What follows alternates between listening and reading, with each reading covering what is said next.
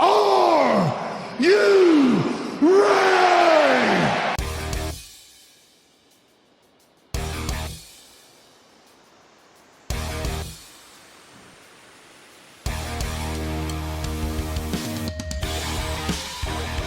This is the D-Generation CLIX podcast with your hosts, Who is Ravage? Ryan Ruttman, Ravage. Hand me that bottle cap. Miles Kane, Hand me that paperclip. Grab that twine. Gun wrapper. Daniel Schwab, We best friends, Asgard to Mouth, and Pete. 'Cause I'm just me.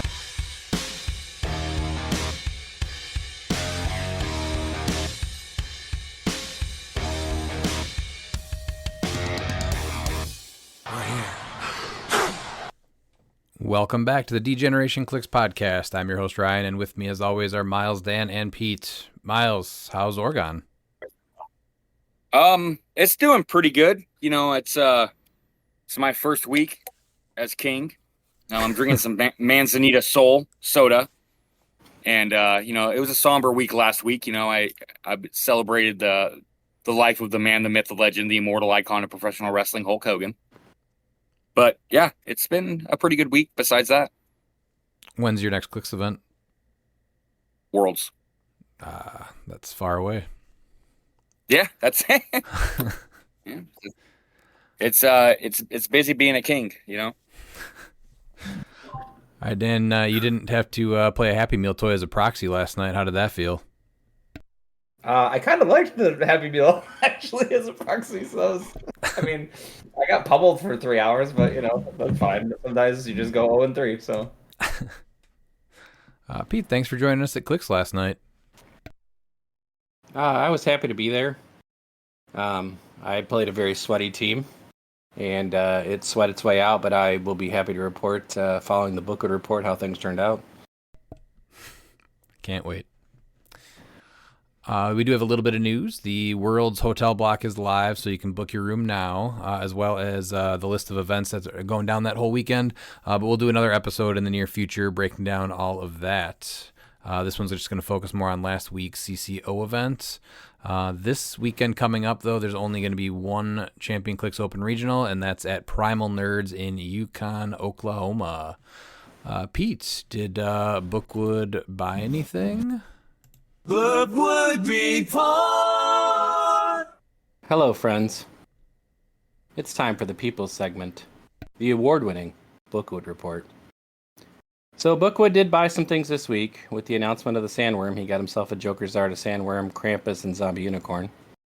He also bought himself a Mattel's Ultimate Hulk Hogan in memory of the greatest wrestler of all time. And finally, he got himself a Batcave Iconics. Now, did anybody else play him last night? I did not. So Bookwood had himself a little bit of a team. I had myself a little bit of a team, and I'm happy to report that I did prevent Bookwood from going 3-0. Once again, proving we are a full-service podcast.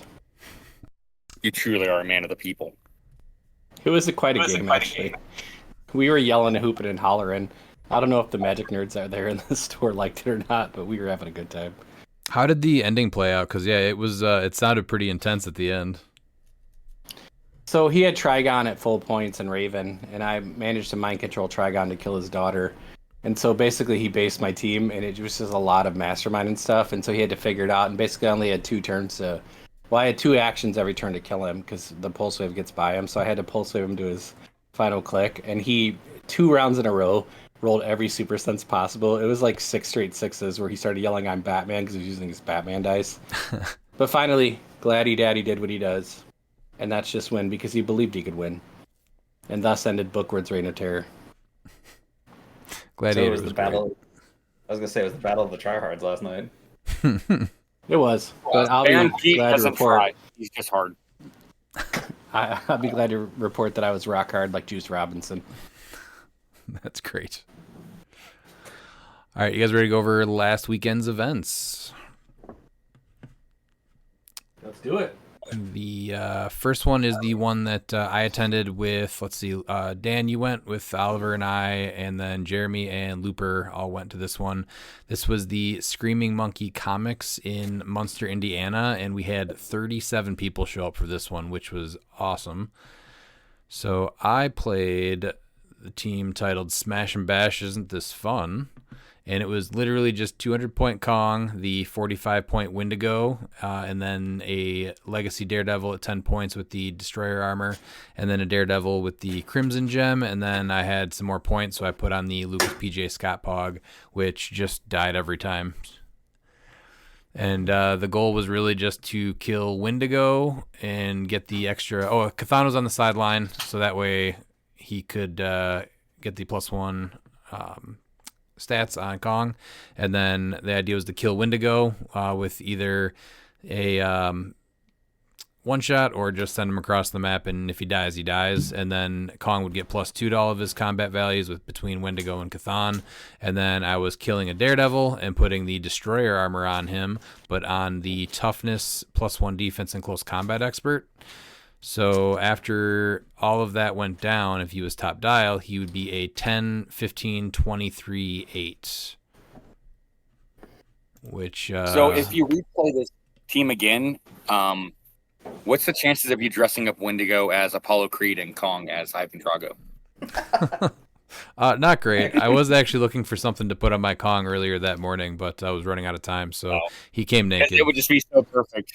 Because you just throw him out there, and if he dies, he dies. You know, give him those flag shorts. Well, what was great needs is to happen. sometimes people would just kill him for me, and then the game would move along a lot faster. Yeah.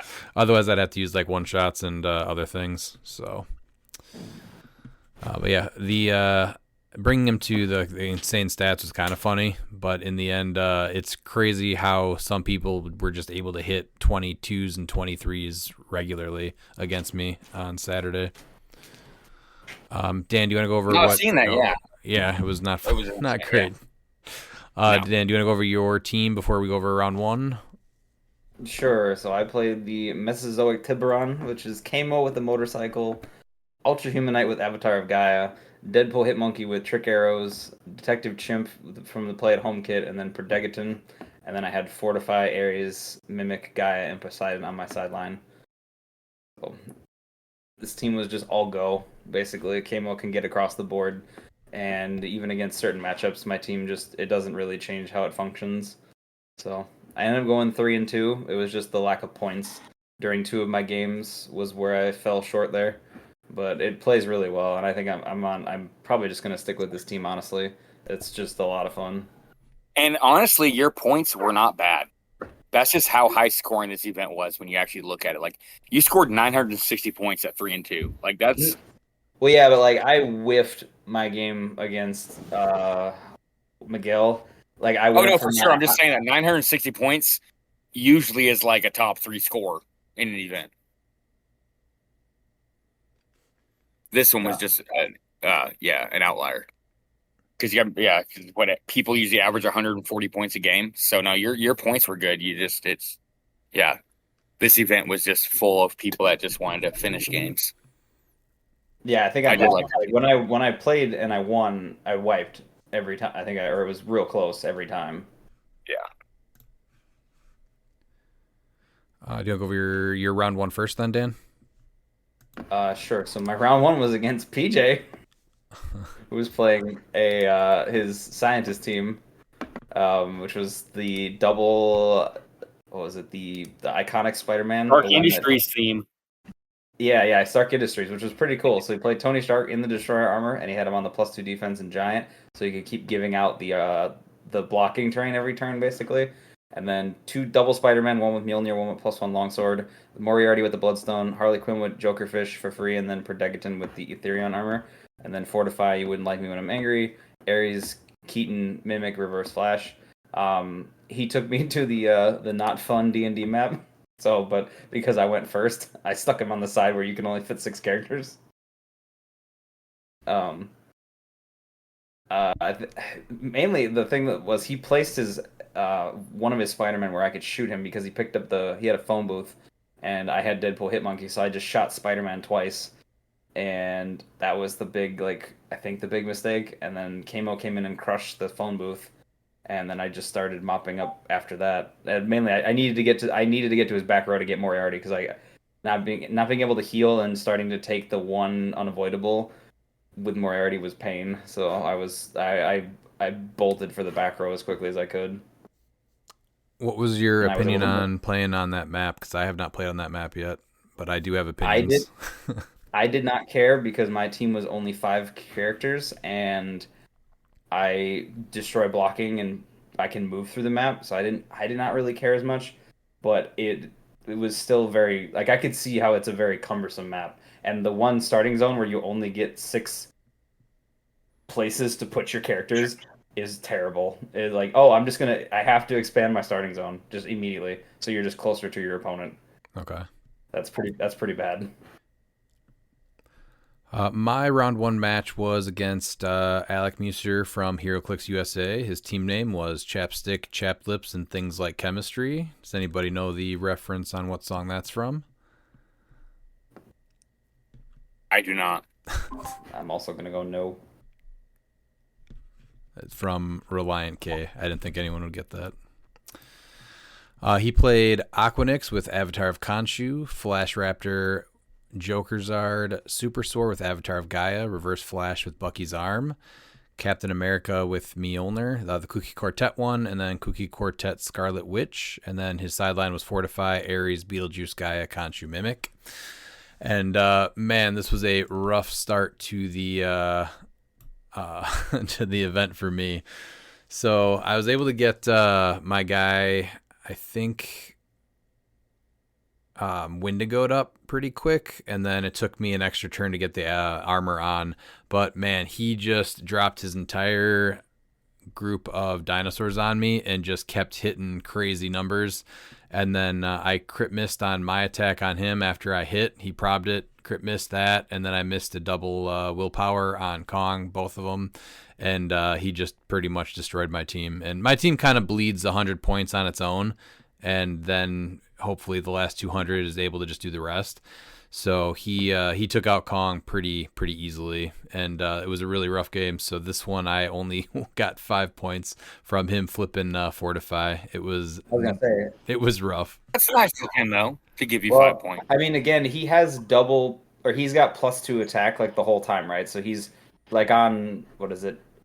But even then, that's a 13. You still need a 9, so it still was Yeah, I'm you a can get 20, 22 or 23. Yeah, those are still Yeah, some but pretty high numbers. Oh no, I know. What I was meaning was he at least had multiple people with high values to kind of get closer, right? Because he can get to a 14 once because you have Scarlet Witch, and then you have the JLA and the Avengers team abilities. Yeah. So you do get both. And yes, because I think they're all 11s, right? Except for no, Flash doesn't get it, so he's just a 13. So, he's a 14. Yeah, so he was the highest one initially, right? Yeah. 14. Yeah. So and everyone else is 13. yeah, but I mean, still getting up to those high values, I feel makes the math a little easier, especially with the amount of attacks you can potentially make, right? Yeah, because the chances of rolling a 9 or higher with 3 attacks once is 62%. Once every 3 attacks. And it was just 9, that's 10s, and 11s. Yeah, it was a crazy match. And then the one that I hit out of the gate, the 5 points that he flipped for that Fortify is because I hit him, and I forget about that one shot so much. And so you say that you're going to deal 4 because my guy was dealing 8 damage up top. So you say you're dealing 4 to somebody, and then they Fortify, and you're like, oh yeah, could have dished that out a little differently. Did you ever have Did you ever have a time where the Fortify is coming, so you just force it out anyway? You're like, well, that's fine. I'll just force you to use it now. I don't pay enough attention to the sideline as I should, so. Oh, okay. I try to pay attention to it and just not have it be triggered, because usually I want to try to get as many clicks off as I can. So that was my first round. Danny, you want to go into your round 2? Yeah, second round I got to play Jeremy, who's playing Give Me a Hell Yao, which was Hidari Yao at 100 with Destroyer Armor, Prime Colossus with the Glider, and he had it on Reflexes and Precision Strike. Butterfly, Prodegaton, and Timebreaker, and he butterflied into Kevin. Actually, the thing that won me the game for this was Humanite mind controlling Hidari out to blow up his entire team. So I mind controlled because I had Humanite has 6 range, so he was just within range. I actually hit her, and then so she then shot Colossus, Timebreaker, and Kevin, which I could just deal all 4 to Colossus, and then hit Timebreaker and Kevin, so with this with free splash damage, and then that was basically what sealed it because I took so much off the board there right away with that one attack, and then I moved her away.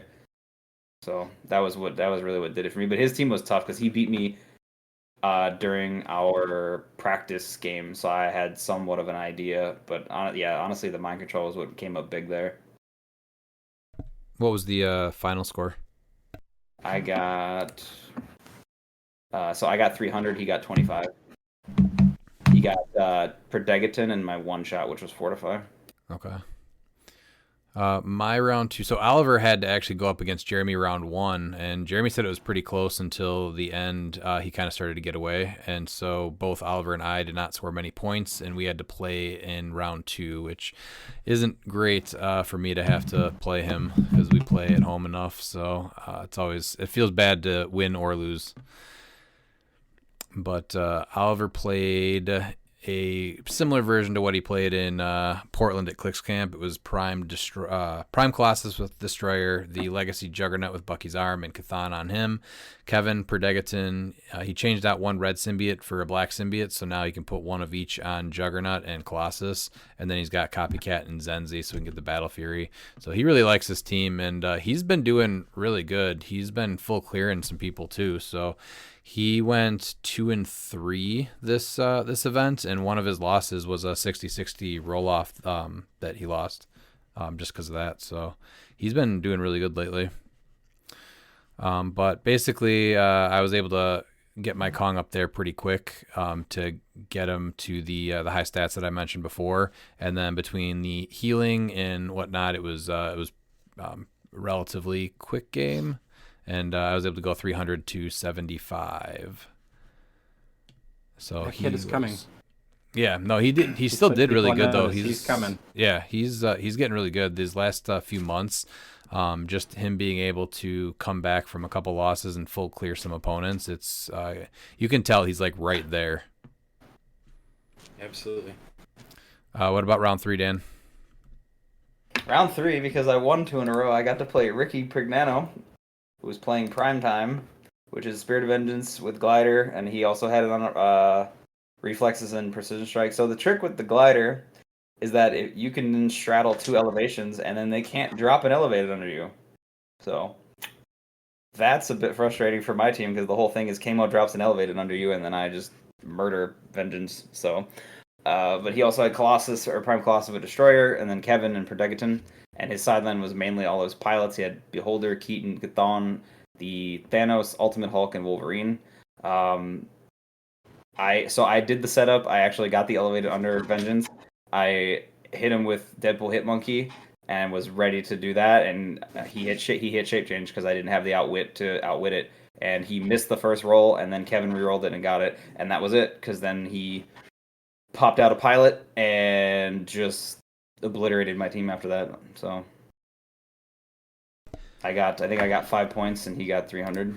So that was tough. Oh, you didn't make him the target? I did, but Kamo needs to kill him. So okay. Oh, I thought you were saying you hit him with Deadpool and Hitmonkey. No, I did. I hit him twice, and then I nth metaled him, and I was about to one shot him, but he hit Shape Change because of Kevin. So yeah. All right, and then I played Devin Noonamaker in my round 3. He had a mystical team. It was the Collector's Trove Juggernaut with the Crimson Gem, Prime Blue Beetle at 75 with the Trick Arrows, Ulysses Bloodstone with the Bloodstone, Wonder Woman with the Longsword, and then the Cookie Quartet Scarlet Witch. It went pretty similar to the match that I played against Alicon. It was Rivals Respawn again. went pretty aggressive right away and was in my starting area, and the dice were a little bit different on this time, so I was able to kind of slowly clear a piece at a time. Got a decent Quake off that I think hit Ulysses, Wonder Woman, and Scarlet Witch, and I don't know if he hit maybe one of his 50-50 super senses on Wonder Woman, so I was able to take, I think it was Juggernaut first, Blue Beetle, and then Scarlet Witch, Wonder Woman, and then Ulysses Bloodstone at the end. And then that one was a 300 to 100 because my team just kind of kills itself. What about round 4, Dan? Round 4, I played Miguel Gonzalez, and he was playing 9th place, which was Kamo with Destroyer, Doctor Doom from Collector Strobe with the Trick Arrows, Space Ghost, Degaton with Toweret, Copycat, Weasel, Timebreaker. He put me on Bunker, and I mean my team pretty much just goes, which is nice. So I don't really, maps don't affect me as much, which is nice. But I went for the alpha, and I messed up the order. I went in with Kamo first, and I should have went with Deadpool Hitmonkey, and that was where I messed up because I basically whiffed with Kamo. I think I rolled 3 4s. It was like 12 on an 18, and I just whiffed. And then I proceeded to whiff with Deadpool Hitmonkey after that too, which was really, really rough, honestly. And that was the downhill. I came back and scored a bunch of points, and I ended up losing. He crit hit Kamo, so like I just died after that. It was 110 to 300, so that was my second loss there. So you were 2-2 then? Yeah, it was 2-2. Yep. All right. And then my round 4, I played against Rick Ryan. So he had Hadari Yao with the Destroyer armor, Colossus Prime with the Avatar of Khonshu, Black Panther with the Longsword, Legacy Chair Panther, Space Ghost, Predegaton, and then 2 Timebreakers. And I chose to go first, so he picked map, put us on that was it Bronx map with the destroyed wide open area. Is that what it is? I think it's Bronx, New York, or Blitzkrieg, Manhattan. Yeah, that might be it actually. Is it? I think it's Bronx. That's what's on his list. Yeah, I looked at his maps. Oh yeah, actually, yeah, I could see right now. It's Blitzkrieg Manhattan. I'm looking at it. Blitzkrieg, that's what it is. Hadari Yao with the Destroyer armor is interesting. It's definitely a little bit more scary when she can see over everything, and which actually she always does anyway. So it's more just the willpower. So never mind. I mean that, and she has an actual reducer. So unless you're doing pen damage, she's not gonna take nearly as much damage anymore, and not like no knockback, things like that. Yeah, it's already harder to knock her back. She does have the reducer now. She can't make she can also make range attacks adjacent, which definitely came into play too. It was, I'm not sure if that's the play with Prime Colossus, but it was a hard team to take down. So we got so many turns in on this game, and he would not kill my Wendigo. He just kept outwitting the hypersonic on it. So my Kong was just a little bit weaker than I wanted him to be, and I did not have the steel energy, so I had to keep healing from the herb. And so he took out the Daredevils that I also used to have the phone booth in the herb, and then it really just came down to a close game where we were just smashing and bashing, and at the end I was able to kind of take it away with Kong getting loose and just hitting his attacks finally. I think I made a ton of impervious rolls, which was the big thing, because Hadari Yao then couldn't deal in the penetrating damage, so I missed a lot of other stuff, but the impervious rolls were spot on. So yeah, that one I won, and I was 3-1 after this one. And then they did 5 rounds, cut the top 8. So do you want to go over your last Swiss round here? Yeah, so I played Rick Ryan next. That was my last round. He also put me on Blitzkrieg Manhattan, then because I chose to go first, and then so I pass. He didn't really move his first turn, and so then he did Degaton my my Deadpool Hitmonkey onto the other side, which was honestly fine because between the Humanite making them move 3 squares, a TK, and then their running shot, I was able to get there. So I made Hadari the target, and then so I trick arrowed into Too Dangerous to nuke Chair Panther, and then I got my one shots back after that, because that was the opener, and then so I hit Hadari twice, so she was down a couple clicks, and then I came in with Kamo and basically cleaned up a Timebreaker, Space Ghost, and Chair Panther, and he called it there. So, Oh, unfortunately, really? That's interesting. Even with like a full Colossus and interesting. Yeah, I don't know really, but yeah, he just he forfeited on that one, so he didn't realize what my team did, and he said he would have called Keaton out immediately, like turn one, had he known how my team worked. So. And then that was. Well, I mean, you have fun. So that was your. You went 3-2. You said, right? Yeah, that was my 3-2. Yeah. Okay. And then my round 5, I played against Miguel Gonzalez, and he he took me out at our silver event last year. I think it was, what was it, the IC regional? No. Yeah. No. No, that wouldn't have been silver. Silver States, that's what it was. Yeah, Silver States, yeah. And so he had a Thanos team, a Ultra Chase Thanos team, and took me out, and I think it was back-to-back games. So I told him that I was coming for blood, and he took out Wendigo right away, and so I pumped up Kong, and I was able to charge and punch his camo on my second turn and brought him to a stop click, and then he had camo with Destroyer armor, Doctor Doom with the trick arrows, Space Ghost, Perdegaton with the Avatar of Towerette, Copycat, Weasel, and Timebreaker. And so he threw camo into the middle to go after Wendigo, and then he brought Doctor Doom, Space Ghost, Perdegaton, Copycat, Weasel, and maybe a Timebreaker or two off to the right side. And so I did a charge and hit the camo to a stop click, and then I went and charged the rest of his team pretty much. And he already had taken 1 Chthon damage on Doctor Doom. And so I pretty much hit his whole team, and I think I KO'd Space Ghost, Perdegaton, Copycat, Weasel, Doctor Doom. I think went to his last click, and so it was kind of one-sided pretty quick there. And then it came down to his camo, who was able to heal back to top, and then a Timebreaker that I kept letting him make more so that I would have less characters, and that way I was able to hit camo twice.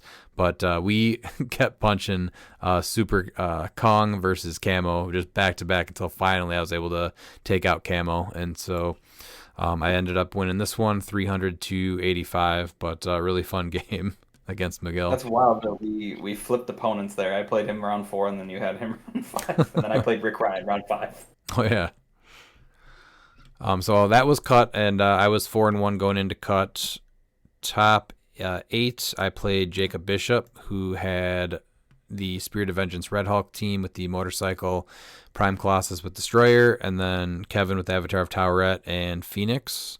And we both put our phone booths closer to his side, and then I just kind of ran up on him, and we were fighting, I think, turn 2 on this one, because I was able to get all my power-ups pretty quick, and I was able to outlast his pilots. And I think when Kong's hitting for 8, it's a little bit hard after 2 successful hits of that on Colossus. But fun game against Jacob also. It was pretty intense. And then that took me to top 4. Top 4, I played Ricky Prignano. And let's see, Dan went over his team already. He was able to kind of just come right over with Colossus and Spirit of Vengeance. And it was very reminiscent of my first game against Alec, where he was just, his dice were on fire, hitting, 10s and 11s, and I just could not do anything. And I had a couple misplays where I should have left Wendigo closer to my team, because I kept trying to trigger his hypersonic with Evil Entwinement so I could kill him and get the power-ups. But he just kept moving out of the range of Wendigo, so I couldn't be within 4 to trigger that one. So it took me a little bit longer to get going. And with the Destroyer armor on Colossus, you're able to pretty much just run through everything now that the barrel's gone.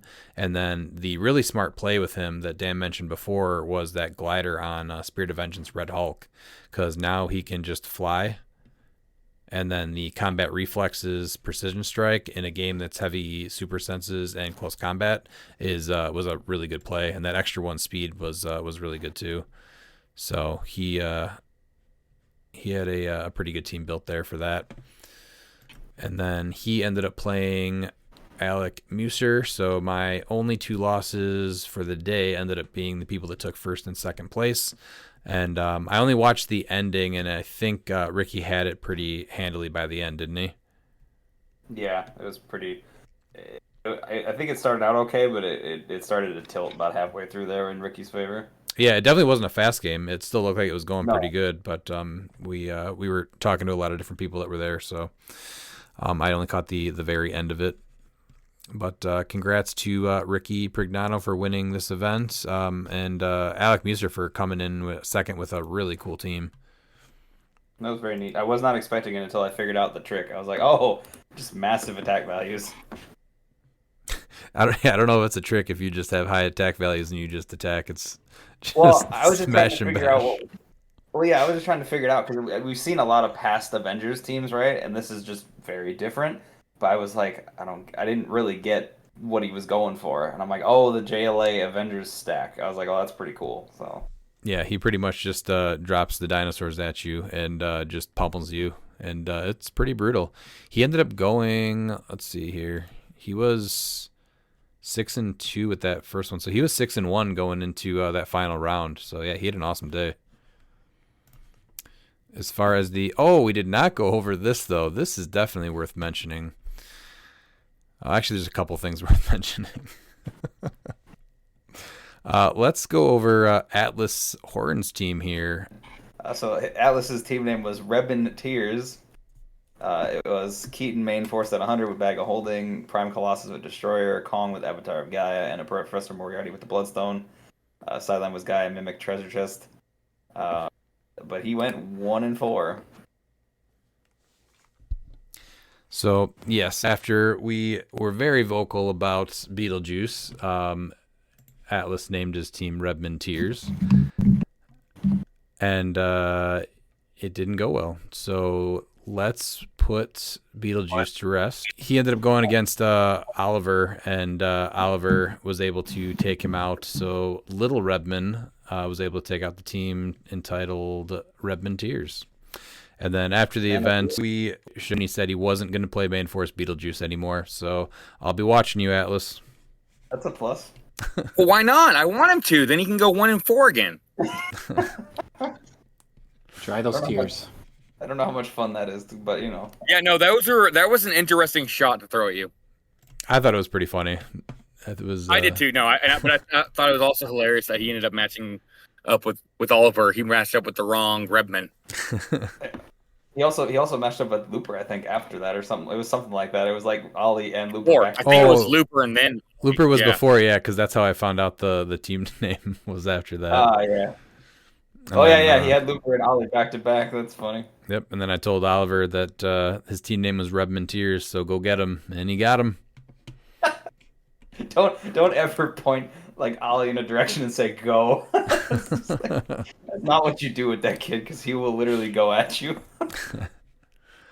As far as the meta, did you guys look at anything with that? So remember, 37 teams. So main force popularity, 19 had Perdegaton, 14 were Prime Colossus, 13 had Kevin, 11 had the Timebreaker, 6 Copycat, and then Daredevil was only on 6 teams, Cookie Quartet, Scarlet Witch on 4, Kong was on 4, Collector was on 4, and then only 4 for Spirit of Vengeance, Red Hulk. And how we many? have 4 collector players?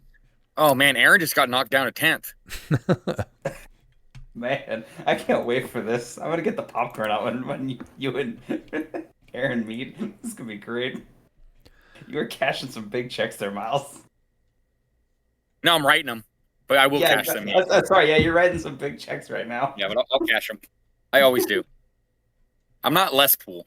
I know, but I want to see this cashed out because it's gonna be great to Yeah. watch. It's gonna be cinema. Well, he has to go against my champion, Les Pool. It's my champion he has to play. The sideline though was Mimic at 23 teams, Beetlejuice at 22 teams, Ares on 22 teams, Fortify on 18, Cathan on 13 was top 5. Oh, this guy cracked. Okay, let's go. I did want to see how many main force Spirit of Vengeance there were, though. So 4, so half of them made top 8. All right. Any questions you guys had on this event or anything like that? Nope, it's the soon-to-be flying Prognanos World Order, and we're just all living in it. Yeah, I was a little disappointed there was no streaming because there was some really interesting matchups I wish I could have saw. Oh, It was yeah. weird. So I should mention that, too. So I brought all my streaming stuff, and they had pretty much just enough tables for how many players they had. So there just was not any room. And with 37 players, Yeah, by the time it cleared out, it's a lot to set up with the laptop and the cameras and everything. And so just for the top 8 matches, I just didn't do it. So I was trying to set one up too, and I could not make it fit. I even tried on there was like a windowsill on the one side, and I just couldn't get the angle right to set up either. It was not ideal. 37 players, congratulations. And that was not an easy field looking at the names in that field. Like, you had some heat there that day, boys. Yeah, there's some definitely good competition in the area. It was very cool to see. 37 people at other regionals, awesome.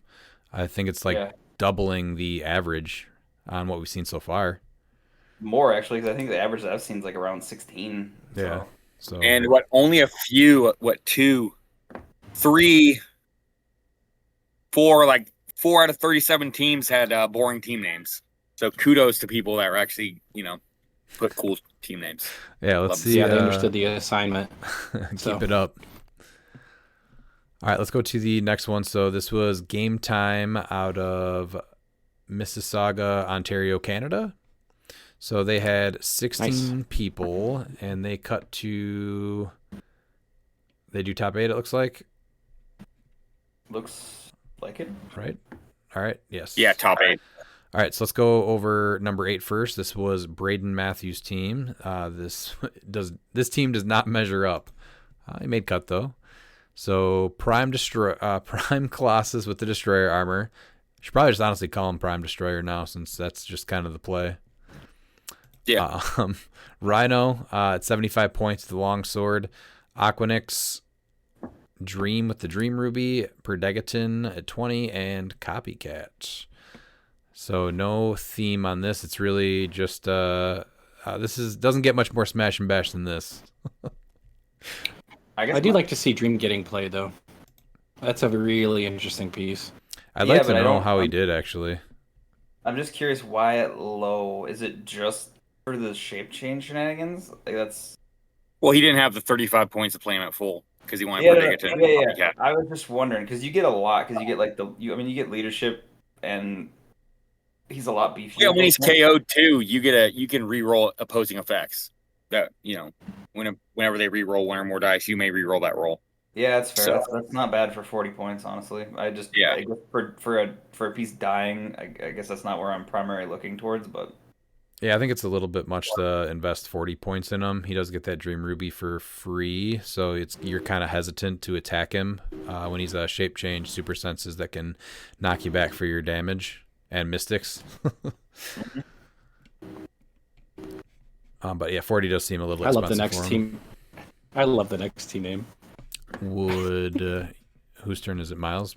Miles, you want to go over it? Yes. So in 7th, we have from Dice Station Zebra, Jocelyn Bowmeister with Lilith Fair.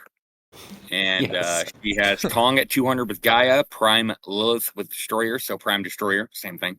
Kooky Scarlet Witch at 25. She has the assist from Another World. Awesome. For Kong. Yeah, Black Symbiote on the sideline as well, which is not bad. Juice, Chthon, and Gaia as well. So wait, Pete, why is this so funny? I don't get the bit here. I'm sorry. Oh, the Lilith Fair was like a huge musical thing back in the day. Huge musical festival, mostly starring females in rock. So this may predate you, Dan, which maybe there's not many things that don't predate you. Right. Yeah. Okay, I was Correct. 6. I was 5. So yes, that's a little before me, but that's pretty cool. I like it. Good job. That's a fun team. Yeah, I like that actually. The pacing's interesting because if Scarlet Witch dies, do you just drop Black Symbiote out to buff Kong then? Yep. I think and then you can bring Beetlejuice off to kill it. Otherwise, scaffolding, you can drop it off twice. Yeah. Is there any other way to And that's just kill? from another world. No, Getting a she could Kong mastermind to it if you actually hit Lilith, she can just mastermind to it. Yeah, that's true too. But yeah, the assist from I mean, another she's world starting to to bring see- Kong in at 50. Yeah, an uptick in play. I mean, Lilith is a prime, which never got initially a bunch of play, even though she's a super cool piece. It's good to see her now come back around. Yeah, before I picked up on Brother Voodoo for a while, she was one that I wanted to build with. So she's definitely going to be rotating in a few months. So it's cool that she's going to get a little bit of time here at the end. She's amazing. Dan, do you want to go over 6th place? 6th place, we have Aiden Pylon with, he did not understand the assignment. Champion CLIX. It is Keaton at 100 with Hell Cycle, Ghost Rider 048, Elsa Bloodstone, this is the one from Wheels of Vengeance. And then the 50-point Blue Beetle from the starter, the 2025. Well, we know what I feel about Main Forest Beetlejuice. Yeah, I feel like he missed the assignment completely. I mean, I just thought of just the team name, but then I'm like, the team itself. I'm like, you kind of missed the bar there. Opportunity for improvement. Is he missing out on anything from Beetlejuice? I don't think so. No, not really, because Beetles will charge blades. Elsa doesn't move an attack right away, so she's not really. She would if she gets the sidestep, she'll miss that out. And then 048 Rider doesn't really care about anything, so he's just does what he does. Yeah, interesting mystical team. All right, Pete, how about number 5? 5th place was Mr. Daniel Smith. He went 2-2 with 865 points and a round 4 loss. His team name is Green Scar, and it was mystical theme, but I do not see Green Scar on the team. Interesting. Spirit Invention's Red Hulk, +1 longsword, full point Keaton, Destroy Armor Kong with Avatar Gaia and the Phoenix Pug, and the sidelines Beholder, Chthon, Gaia, Odin Ravens, Thanos, and Ultimate Hulk. So I feel like we started one way, and then we went another way.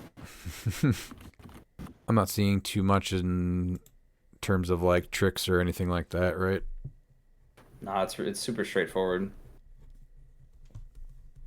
The Odin and Ravens is an interesting call because they're animal and they can pop out, but they don't buff anything when they drop in.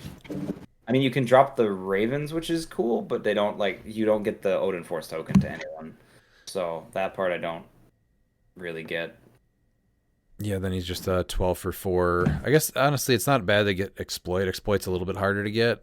So And Quake's not bad if you're on his back end or if you're just adjacent to people and you want to just Quake with. He's a 14 for 6 because he starts the game at 200 points. You don't have the low point. Oh yeah, that's right. So he is That's a 14. Right. So he drops to a 13, right? Because he'll kick off one of the tokens. Why would he? Because he can't hand one off. But it still removes it. Even if you can't give it to someone, it still removes it. Oh, okay. Yeah. So either way, 13 for 5. Yeah. Still not bad. No, not at all. With a 19 defense impervious, yeah. So you have a chance to get the those bystanders out too, which aren't bad, and you're generating both of them. Mm-hmm. And that they're very potent. So that's if you can get them out, that's a big help. Then it gives you access to Pulse Wave Prob, which I don't think you're getting off many other people. No. No Green Scar, though, on the team named Green Scar.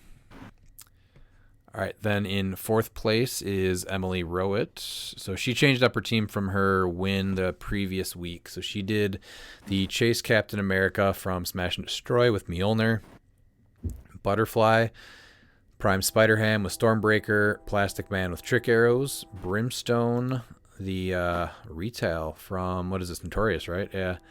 Copycat, a Legacy Daredevil with the Bloodstone, Legacy Daredevil with Destroyer Armor, the Phoenix Pog, Timebreaker, and Lucas, PJ, and Scott. Sideline was Fortify Ace, the Legacy one, for Butterfly. Ares, Beetlejuice, Major Logan, and Wonder Woman, the Death Metal Wonder Woman. Um, I wonder how honestly so I think she did the butterfly swarm and Yeah. Spider Hen So and what she's Daredevils to doing fill up too. the marker, Yeah. the arena. Yep. Yeah, that's what she did. That was the plan going in with it. Yeah. Yeah, she sent me a picture of how she wants it to be set up on Roll20, and yeah, she gets that filled up real quick. Especially with Plastic Man, if there's no main force juice, Oh yeah, because you just turn into the she barrel. goes first. Yeah, she's bringing in the barrel, so then yeah, she's able to shut that down. And then does her butterfly swap then pick up the arrows? Is that the deal? That's what I'm guessing. You can do a few things to pick up the arrows. You can have Brimstone pick it up. I was gonna say Brimstone's Yeah, not a or bad idea. But yeah, I mean, giving it to Ace, Major Logan, Wonder Woman. I mean, those are all good choices for it. And she went 3-2 with Top Cut, so she was 3-1 going into top. I think she said that it just didn't go exactly how she wanted it to. But I do like it. Trying something different. I do like it way more than the the Beetlejuice team, Emily. Main Force Beetlejuice, Emily. The multiple Kongs was cool, but it did have Main Force Beetlejuice. How about more Kongs and less Beetlejuice? How about less of both? Shut up, Dan. Do you want to go? You want to take? Say, you were on the same side of that fence for a little while, but now I like that you're fully on the Kong train. Nope, just smash and bash now. We're just gonna run to the middle and hit each other. Alright, so for third we have, or wait, no, is it? No, it's Miles, right? Yeah. Yeah, third we got Mike White with Side of Juice 3. He has Kevin with Towerette, Reverse Flash, Trick Arrows. Black Panther Spider-Man at 40, that's Miles, with Mjolnir. Legacy Panther with Bloodstone. The Loki at 30 points, the Chase. Perdegaton, Copycat. Legacy Daredevil with Destroyer. Legacy Daredevil with Crimson Gem. The Phoenix Pog, 2 Time Breakers. And then he has Fortify, Juice, Chthon, Mimic, Towerette, and Mind Gem on the sideline. Man, Miles, against your team, this team just explodes. It does. Yeah. This is yeah. Always bet on red. That's what I say. So it's kind of crazy to see Kevin be the highest point piece. Yeah, tied with 3. Yeah. With 2 other figures. I've never seen Kevin at the top of a team build. So right. Yeah, I guess that's what I'm saying. Yeah, I know there's Reverse Flash and Spider-Man are both 40 points, but seeing him be tied for the top is still kind of impressive. Yeah. What's the plan is really just attack with these characters? Get Juice out. I mean, there is that, yeah. Damage Kevin. Okay. And then... Or Loki. Just has a lot of low point attackers. I mean, the Daredevil's going. Spider-Man, Reverse Flash, like they're all good attackers. So he has 4 good attackers on his team. Just a lot of low point stuff for me. Like that's one where like you get hit with like an AOE type attack, and a lot of things die real fast. He's taking up 14 slots on his setup. Also, that's more than I have recently when I was doing all my Daredevils. Seems that you and him need more Daredevils. I agree. I have upped mine to 3 Daredevils for the next build. No, I want to see 20 Daredevils. They're hard to get. They're ideal in the current situation that we're all in. So, all right, and then we're going to second place here, Dan. So we have Nick Ferguson with Warning Incoming Game. This was I love this team. So it's unthemed. So it's the Chase Cap with Mjolnir. It is the Batman swap with Destroyer armor. He started on the Witcher Batman. You have then Kate Bishop with the Trick Arrows, Myrn, and then the uncommon Hal Jordan with the Broadsword Construct, and Perdegaton sideline was it looks like Quick Draw Batman. What's that called? I don't know what it's called. Not Ultimate Batman, but it's the Omega Batman, and then the past I can remove a power Batman from the Play at Home kit, and then Keaton Mimic Reverse Flash. This is cool. I like this. So he would. I I'm guessing what Omega Batman. So you swap in and then you are able to equip the destroyer armor. How would that actually work? I think he's The trying to opponent- get them. Yeah, I the think he's trying to opponent get picks where to Destroyer put on it. Mern, actually. Really? Yeah, but it's still going to always be adjacent to him. Yeah. Yeah. And then Omega Batman. No, it has to be Omega Batman, right? Because he needs. No, opposing- I think it's on Mern, actually, to make Mern more durable. Over giving Omega Batman range and line of fire. Yeah, because he's gonna want to swap into the other Batman depending on the situation, right? Because obviously So why would, if he was giving it to Mern, he could just equip Mern. that's I what think I'm- it is 100% Oh, yeah. Omega Batman. Is it Omega Batman? Okay, all right. It has to be. 'Cause if just- he's going to give it to Mern, he could have just started with Mern. That's Yeah. true. Yeah, I just figured because you still would want to potentially swap into the other ones because I mean the remove of power Batman is still really strong. So I figured that was my thought. But yeah, I mean, hey, This also had, if you look at the top 8, 2 main force juices. So Omega Batman, I mean, What are you that doing, Batman's Canada? really not going to be great.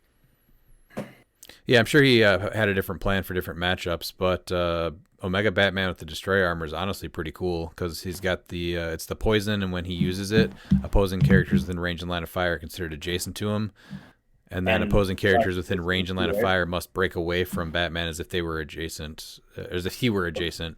So he's locking them down within 3. And does he have any way to increase that shield or anything? No. he's got he's got no perplex on his team. So yeah, no, that's just it is what it is. Honestly, I really like that Kate trick. Bishop's also a great pulse. What's that, Miles? Kate Bishop, because you just carry her and she attacks. Yep. You just carry her around and she shoots through anybody she got. Is it right?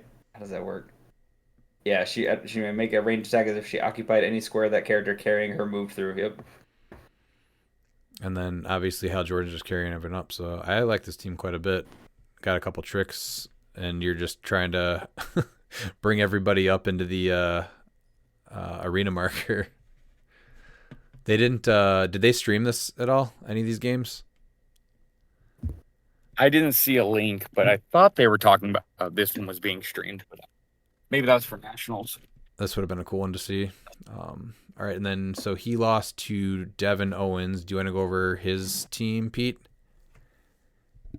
Sure. Devin Owens had Kevin and Elsa game time. They went 6-0 with 1,800 points. They won the day. They had unthemed team. They had King, Deadpool, and Elsa with the trick arrows. Deadpool and Hitmonkey with the universal weapon. Kevin with the Avatar turret. Spider-Man from Black Panther 034 with Mjolnir. Perdigan with the Bloodstone. Copycat. 2 Daredevils, one with the Crimson Gem, one with the Destroyer armor. Weasel and the Timebreaker Pog. Sideline was Fortify, Cathan, Mimic, Reverse Flash, and Towerette. Congratulations. The Black Panther Spider-Man is kind of sneaking in here Oh, he's great. in round 2. Yeah, this is a take on Azareth's team from Adepticon. But he had Pegasus Cap instead of Spider-Man and a few other things. But Devin's been playing Deadpool, Hitmonkey, and King Deadpool and Elsa for a bit though. So him and Azareth both have been talking up that combo. Yeah, Spider-Man has Precision Strike, so Giant Reach 3 with Quake Precision Strike, really good. He has Charge, so you can't really take advantage that much of a Pulse Wave, but once they're close, he can.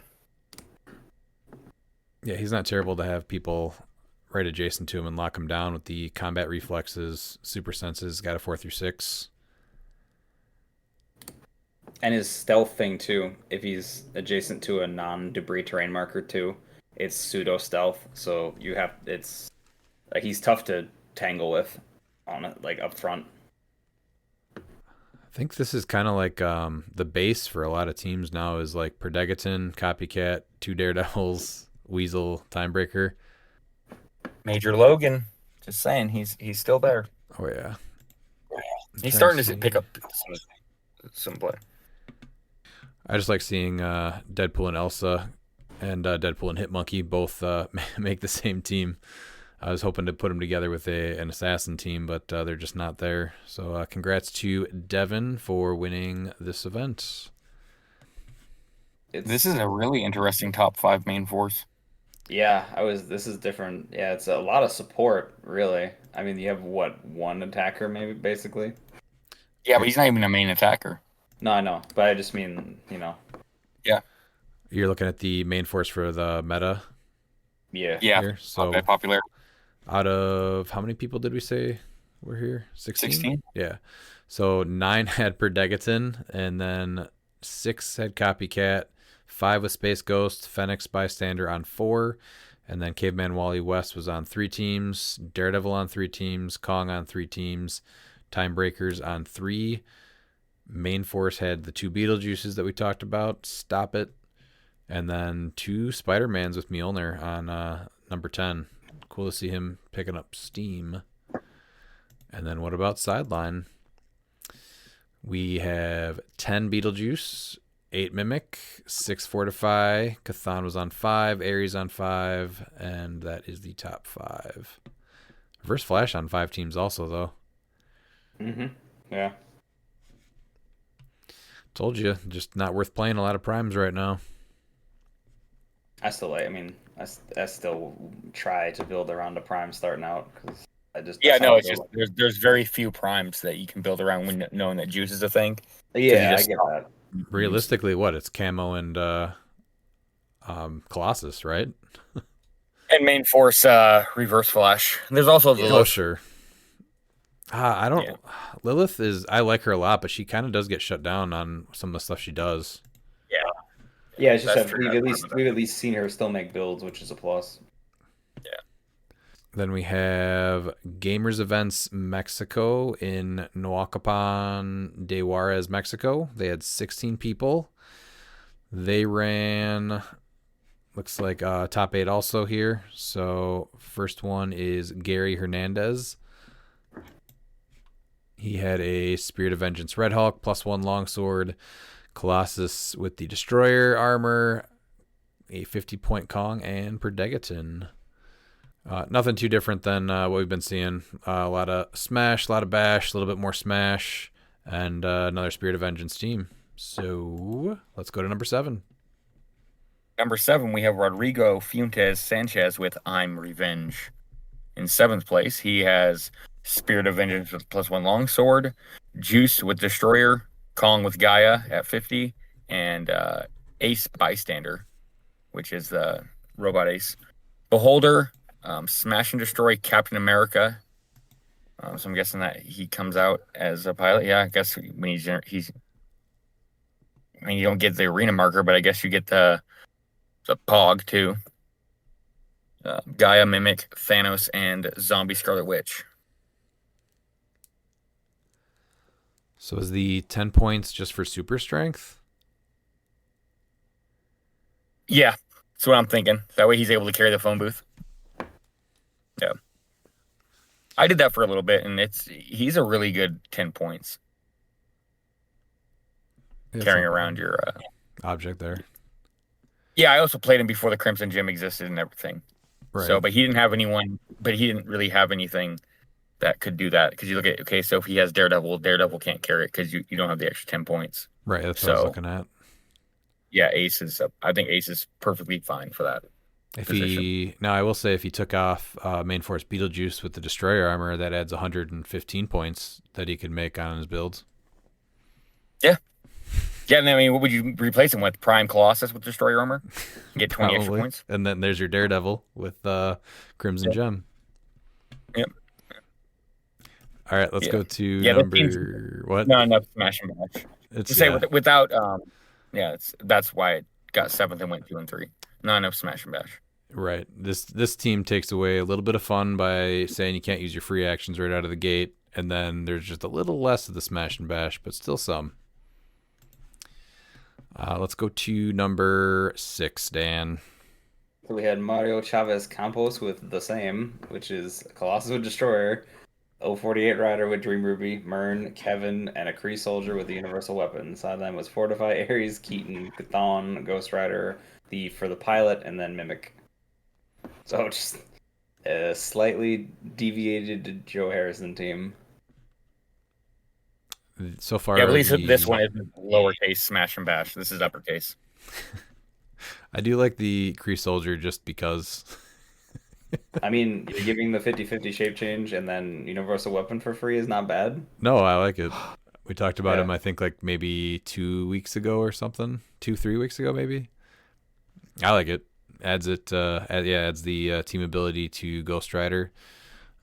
Looks like he wouldn't be able to do it on some of these teams that are playing the main force Beetlejuice, though, since the team player team ability is a free action.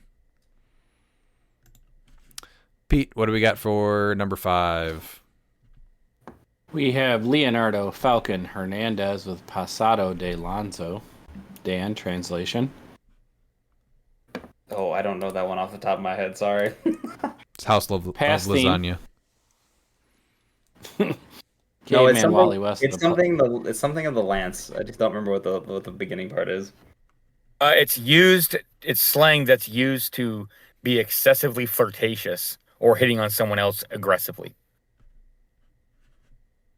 Is that That's what it There you says. go. what you're guessing, or did you chat GPT? No, I just looked it up. I had to look Okay. it up, and it says, in Spanish slang, pasar de lanza is used to describe someone who is being excessively flirtatious.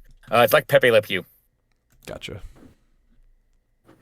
Pass theme. Caveman Wally West with the +1 longsword. Despero Super Sor at 50 points. Zala with the motorcycle.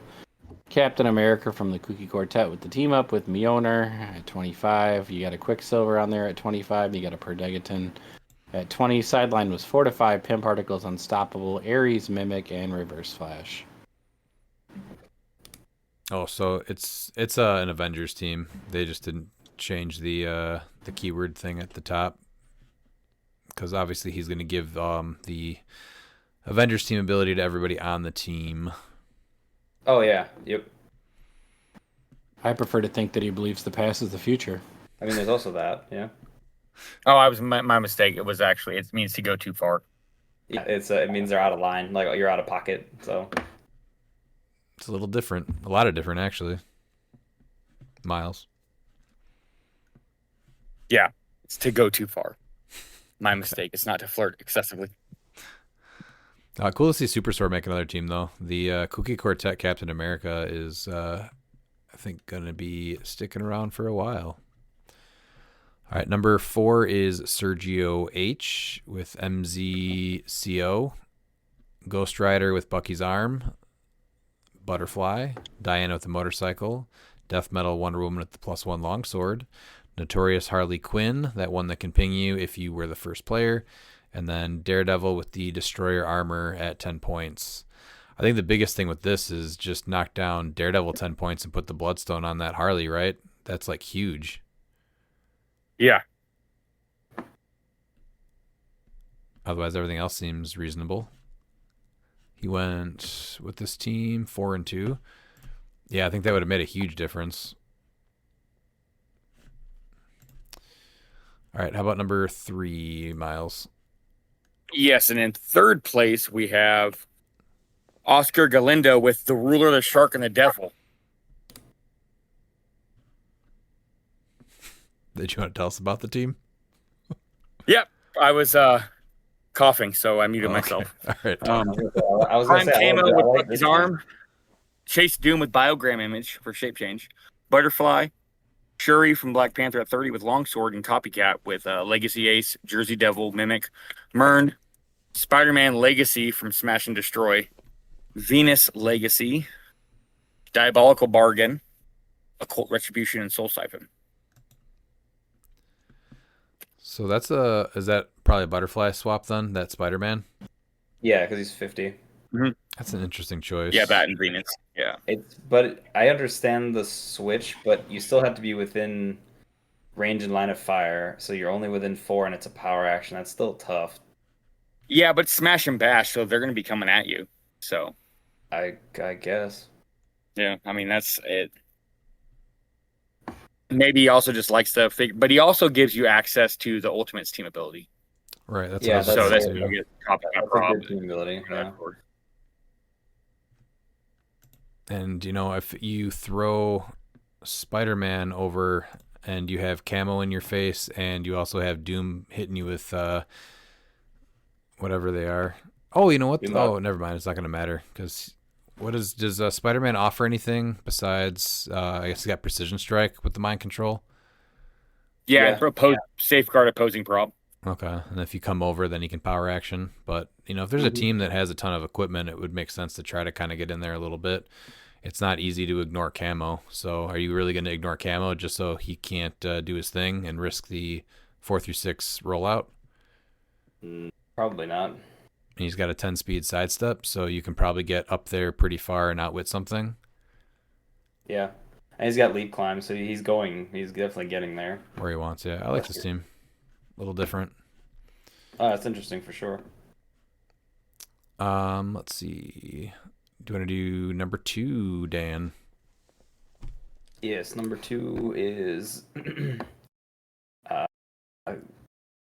Colossus with the glider. I'm guessing he went to precision strike and reflexes. 50-point ace with Avatar of Khonshu. Interesting. And then another 50-point ace. Oh no, sorry, this is the legacy ace with destroyer armor. And then Major Logan with Bucky's armor. There you go, Miles. There's Major Logan for you. And then a Predegaton at 20. So, and then 4 to 5 pin particles, Ares, Khonshu, Mimic. This is interesting. I was like looking at the ace and I'm like, wait a second. I was like double because it's the legacy and so she's giant. So you basically, she's the only one that can outwit now. Yeah, it's interesting. I mean, the 19 defend is Colossus is already at 20, but I guess if he does get hit. So, yeah, I'm really confused. I guess the team name definitely lives up to it. So, I just don't understand why you're putting destroyer armor on Ace for 15 points instead of Colossus. You're gonna give her a reducer. She's not gonna be a 20 defense, so this way they're not gonna just go after her. So you can't outwit Spirit of Vengeance or whatnot. And she's got a really good mind control, so her being able to do that multiple times or keep going and keep doing it is pretty good.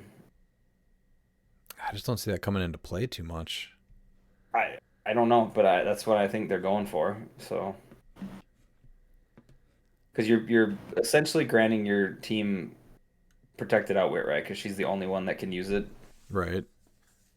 So that's a plus. Major Logan's there to increase your rollouts if you're running into a lot of the common stuff, and I'm assuming Predegaton or Colossus is the easy pick for that. And then Ace is just a good 50 points. I mean, I've come to learn that he's just that's just a good 50 points. The thing is, though, is that Colossus is already protected outwit from Power Cosmic, and then the Ace Robot, his defense, or the Impervious, is protected outwit. You're going against a legacy Spirit of Vengeance, though, without a main force juice. You can outwit a stop click. Yeah, exactly. That's really solid. So, after you hit him with what? No, you don't have you to. don't need to. She just takes you it just away. outwit it. Yep. Yeah. So then you can outwit that, and then Colossus can mind control and still deal 3, and you won't have to deal with those pilots because you're able to outwit it. Oh, Yep. I did not even realize she had all that safeguard outwit stuff. Yeah, Yes. so she takes all of it away, and then she's the only one that can use outwit. Yeah, I already knew that she took it away, and she's the only one that can use it. So, look at your matchup look at your team, your Kong team, for instance. She can go ahead and outwit your Impervious, And now Kong's gonna eat a bunch of damage from Colossus because he'll probably hit you, and then you won't have your stop click because the Now, granted, you can call in juice, but that's. But Oh, and I guess so she's the only one that can use it, so it really doesn't matter that she takes it away from Colossus and Ace also. Yeah. Yep. Yeah, it's a different team for sure, but it took second, so it's I like this one thinking out of the box like this, though. This one's pretty cool. You want to take the winner, Pete? Senor Jose Eduardo Orozco Valverde with Monster Smash went 6-1 with 1,180 points. He played unthemed. He had Swamp Thing Prime with the Avatar Khonshu, Diana with the Hell Cycle Kong, Avatar Gaia Legacy Panther with the Bloodstone, Loki Predegaton with the Destroyer Armor, and then he had Fortify Keaton, Cathan, Gaia, Khonshu, and the Mind Gem. Congratulations. Did you say the team name? Because that's what they're doing. Monster Smash. Yep. Is that an uppercase smash or lowercase smash? It should be all caps. They do the monster smash. They do the smash. You know? So probably what, just bringing up Kong and just smashing and bashing, right? Absolutely. Yep. I will say I do like that the top 4 were the most unique builds, especially the top 3, versus the other ones that were a little bit more net decky. I mean, Yeah. even the 4th team had Despero and Super Sword. Yeah, that's what I'm saying. Like, it still had Ghost Rider, but they still did like Butterfly and Diana. Death Metal Wonder Woman's still pretty common, but they did the Harley Quinn. I think the only thing, like I said, I would have liked to see Daredevil at 10, give her the Oh, I was looking at 5th. Never mind. Oh, sorry. What was 5th? Yeah, that's why.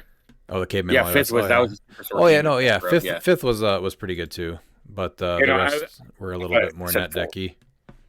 Yeah. Then how many people were here? 16. So meta, we're looking at main force. Out of 16, you had.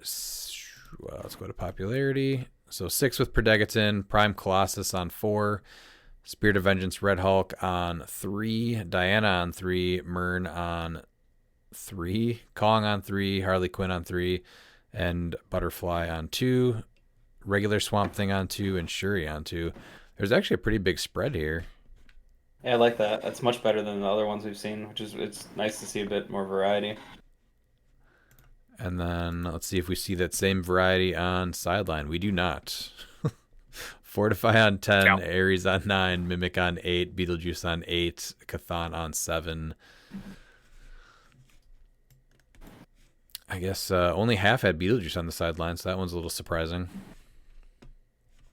Well, then you also had a few with main force. Oh, yeah, so that would take away 2 right there, too. So that's still then 10 of 16 we're playing. It says one person did main force, so 9 people. Oh, I thought it was 2. So just over half had them. Yeah. No, it's one No, team. Canada was 2. All right, let's go to the House Rules Gaming out of Kissimmee, Florida. They had 19 players. They cut to top 8 as well. So number 8 was Michael Nelson, who looks like he played a Brute team. This one will be cool. So we got Prime Abomination with Avatar of Amit, Anthro, which is the one with the team up. And so he has, if Anthro is part of a listed theme team, the first time each turn a friendly character attacks a character with giant or colossal, that character can't use defense powers. So obviously that's huge against the big play of Prime Colossus. It's also leadership and support there. Then he's playing the next phase She-Hulk with the long sword on 55 points. The Smash and Destroy Titania at 30, D-Cell at 25, Copycat at 15, Valentine Vuong at 15, and then the Phoenix Bystander at 10. Fortify, Amit, Ares, Beetlejuice, Jen Walters, and Mimic on the sideline. So I wonder how much the Anthro team-up card played out for 55 points, if that was worth it. I mean, That'd be against like a collector or potentially Colossus, that's big. I just feel like And Kong. he's already doing the Titania thing, though, so you can kind of withstand Colossus already. No, that's not. Yeah, No, but he's offensive. Anthro is. They don't get defense powers. Right, I'm saying that for 55 points, you're already not as worried about Colossus. No, but he also though. has leadership. He's also bringing in support, with that team up card as well. So How much is Prometheus? Or no, what's his name? The P guy, the Dick Hands. 60. Primus is 60. Primus. So yeah, no way to 60. fit him on there without dropping Valentine or something like that. I feel like that's honestly the better play, though, to be honest. it's tough because I do like that play too, but I also like the Anthro play because you're going for aggressive, trying to wipe them because they can't use defense powers. Like even hitting the Kong. Yeah, but how Yeah, many times you're are you're seeing Colossus and Spirit of Vengeance Red Hulk? So what are they doing against that? Just beating him down with Abomination and trying to swarm him? I mean, But most of the A-bomb- time, Colossus is a giant, right? Yeah, exactly. So then they don't get defense powers on that first hit. So what, a 13 for 5 on Colossus? like, yeah, he's a 22, but you hit, he's just, I mean, he's way down. Like, he's nowhere near as scary as he usually is. And then you're also going to have like main force juice. They've been playing with Destroyer. So now, like, okay, you can go ahead and get that +2 defense. So I have to hit a 19, but now you can't use your mastermind or anything. So, Yeah. Oh, so I mean, obviously, destroyer armor is on like almost every single build, right? yeah. Yeah. Yeah. So I'm just curious, you guys think No, playing a it's a different 55-point piece is worth countering that one piece? Well, I do like Primus, though. Yeah, I mean, I like Primus, but I don't hate Anthro with the team up, honestly, either. Okay. Yeah, my point is just that with Primus, you have a better counter to Spirit of Vengeance Red Hulk, and you can kind of just outlast what's his name a little bit longer because of the Titania. Just keep Titania safe. Yeah. So I just like that better. But otherwise, it's a cool team. I think that the Brutes are like they're almost there. So, and it's a great counter to the current meta with. But I think God, what's his name? Dick Arms. Primus. I keep wanting to call him Prometheus or Prodigy. I like Prometheus. He is the Prodigy because he's the best of the best. Don't go Carried us to I it. like to see. I like to see Prime A-Bomb. I think he's really we yeah. talked about Primes. He's really getting underlooked or overlooked. Excuse me, underlooked. Yeah. I But, honestly think I that think after rotation, he's going to take the slot of Colossus. That's what I was gonna Oh, say. yeah. Same amount of points. I agree. and just as hard. Yeah. Do you want to take us to number 7? Yes, in 7th, we have Damian Birth with House Rules Tournament. Unthemed, Hadari Yao at 100 with Universal Weapon. Legacy Ace with Bloodstone. Flash Raptor with Khonshu. Kevin, Legacy Brimstone, 2 Timebreakers. And they have Fortify, Jersey Devil, Khonshu, Mimic, and Reverse Flash. And the only map, Monster Island. So just hoping to shoot you from range. Hit you with that pew pew. Because if you want to go first, you're going to Monster Island. Yep. What do you guys think? Honestly, after seeing Hadari Yao with the Destroyer armor, I think that's the play over the Universal Weapon now. Yes. What are your I guys' do too. thoughts? You do too? I think it brings her from an A to an S, the Destroyer armor. Yeah. I think I mean, Destroyer armor is that Fortify piece. is like a good one turn. Okay, you can like avoid some damage, but yeah, I think that Destroyer armor is scary on a lot of things, and she's no slouch with it. I do like seeing more Brimstone too. He came out of nowhere. I mean, that's And a he good is spendy because I've been trying to get him for a decent price, and I haven't seen him under $60, and I'm like, I can't pay $60 for this. He's always been at least 50, I thought.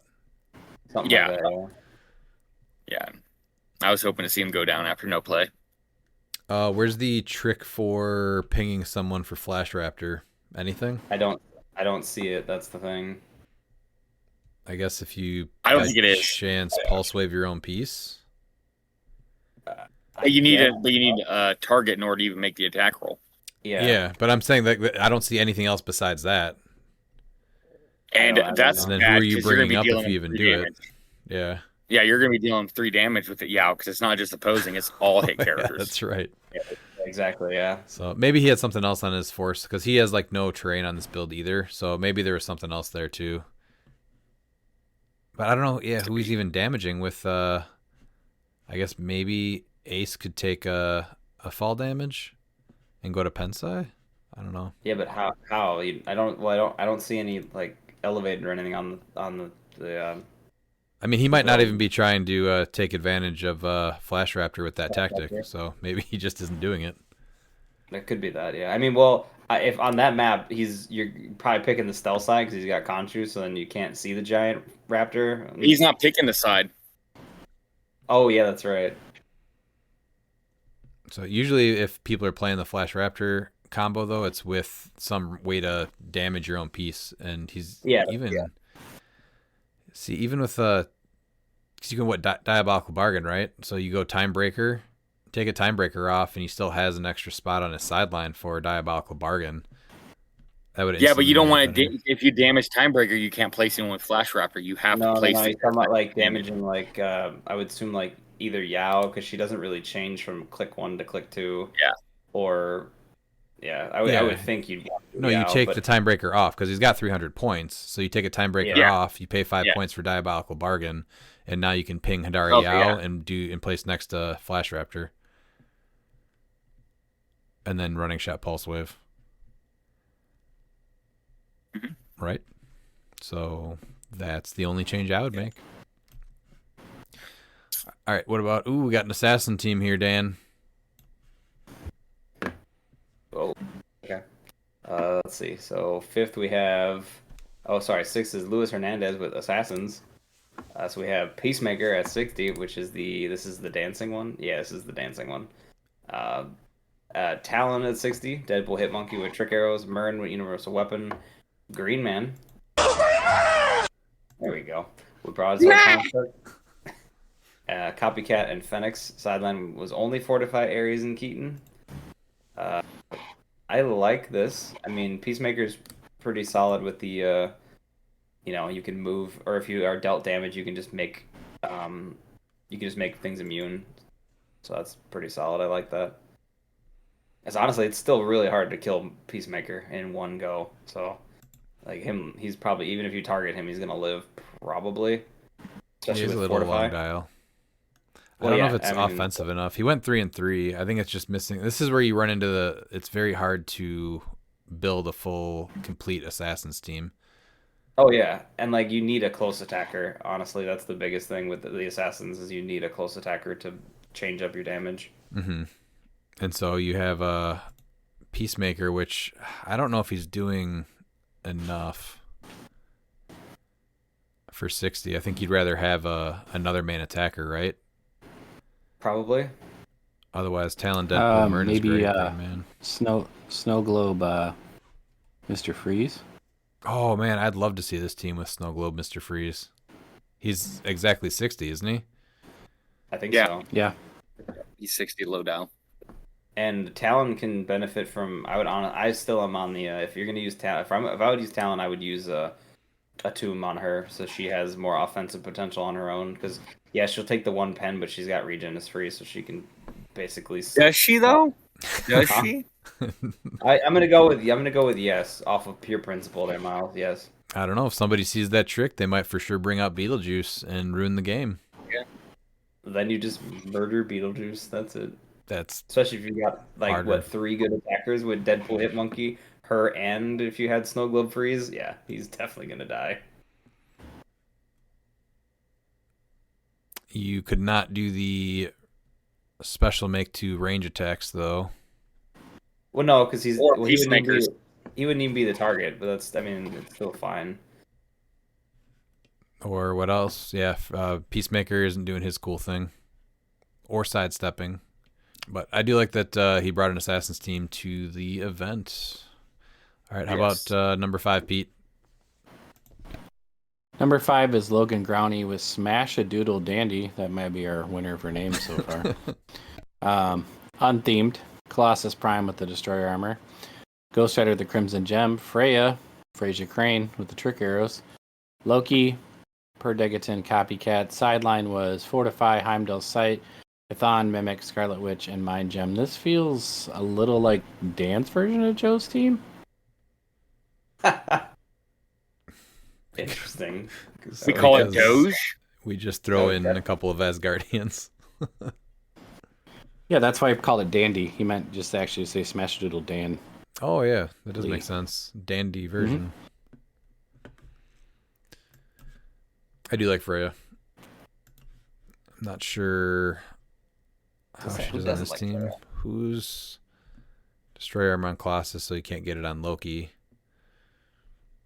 Not sure how the synergy works here though. Yeah, it does have Heimdall's Sight though. I mean, you get a free Mind Gem, which is kind of big with Loki, which is nice because you're just taking away a power on hit. And then, do you think he's putting Chthon on Loki and not caring about taking the damage, or Ghost Rider? I would think Loki, unless the Ghost Rider matchup is favorable because he doesn't have he's not picking like a pilot that gets Steel Energy, so. And he also doesn't have the the herb or anything that he's carrying around. So, I mean, Yeah, and he doesn't have Kevin either, so that's the other thing. So he doesn't have support. That's the big thing. So I would think Loki, because Loki doesn't care about any of that. So Then he's at 12 for 4, 7 range. That's not bad. yeah, and depending on what click you land, that could be pretty gnarly. Like the sidestep, EE, range combat expert, or hypersonic precision 13 clicks for are 5. yeah, pretty gnarly. Or a 13 for 5 with poison on 12. Mm-hmm. Yeah, that's not bad. Bad use of Loki at 30 points at all. All right. Are we on 4 now? Yes. We are. All right. This is Orlando by Cornelius.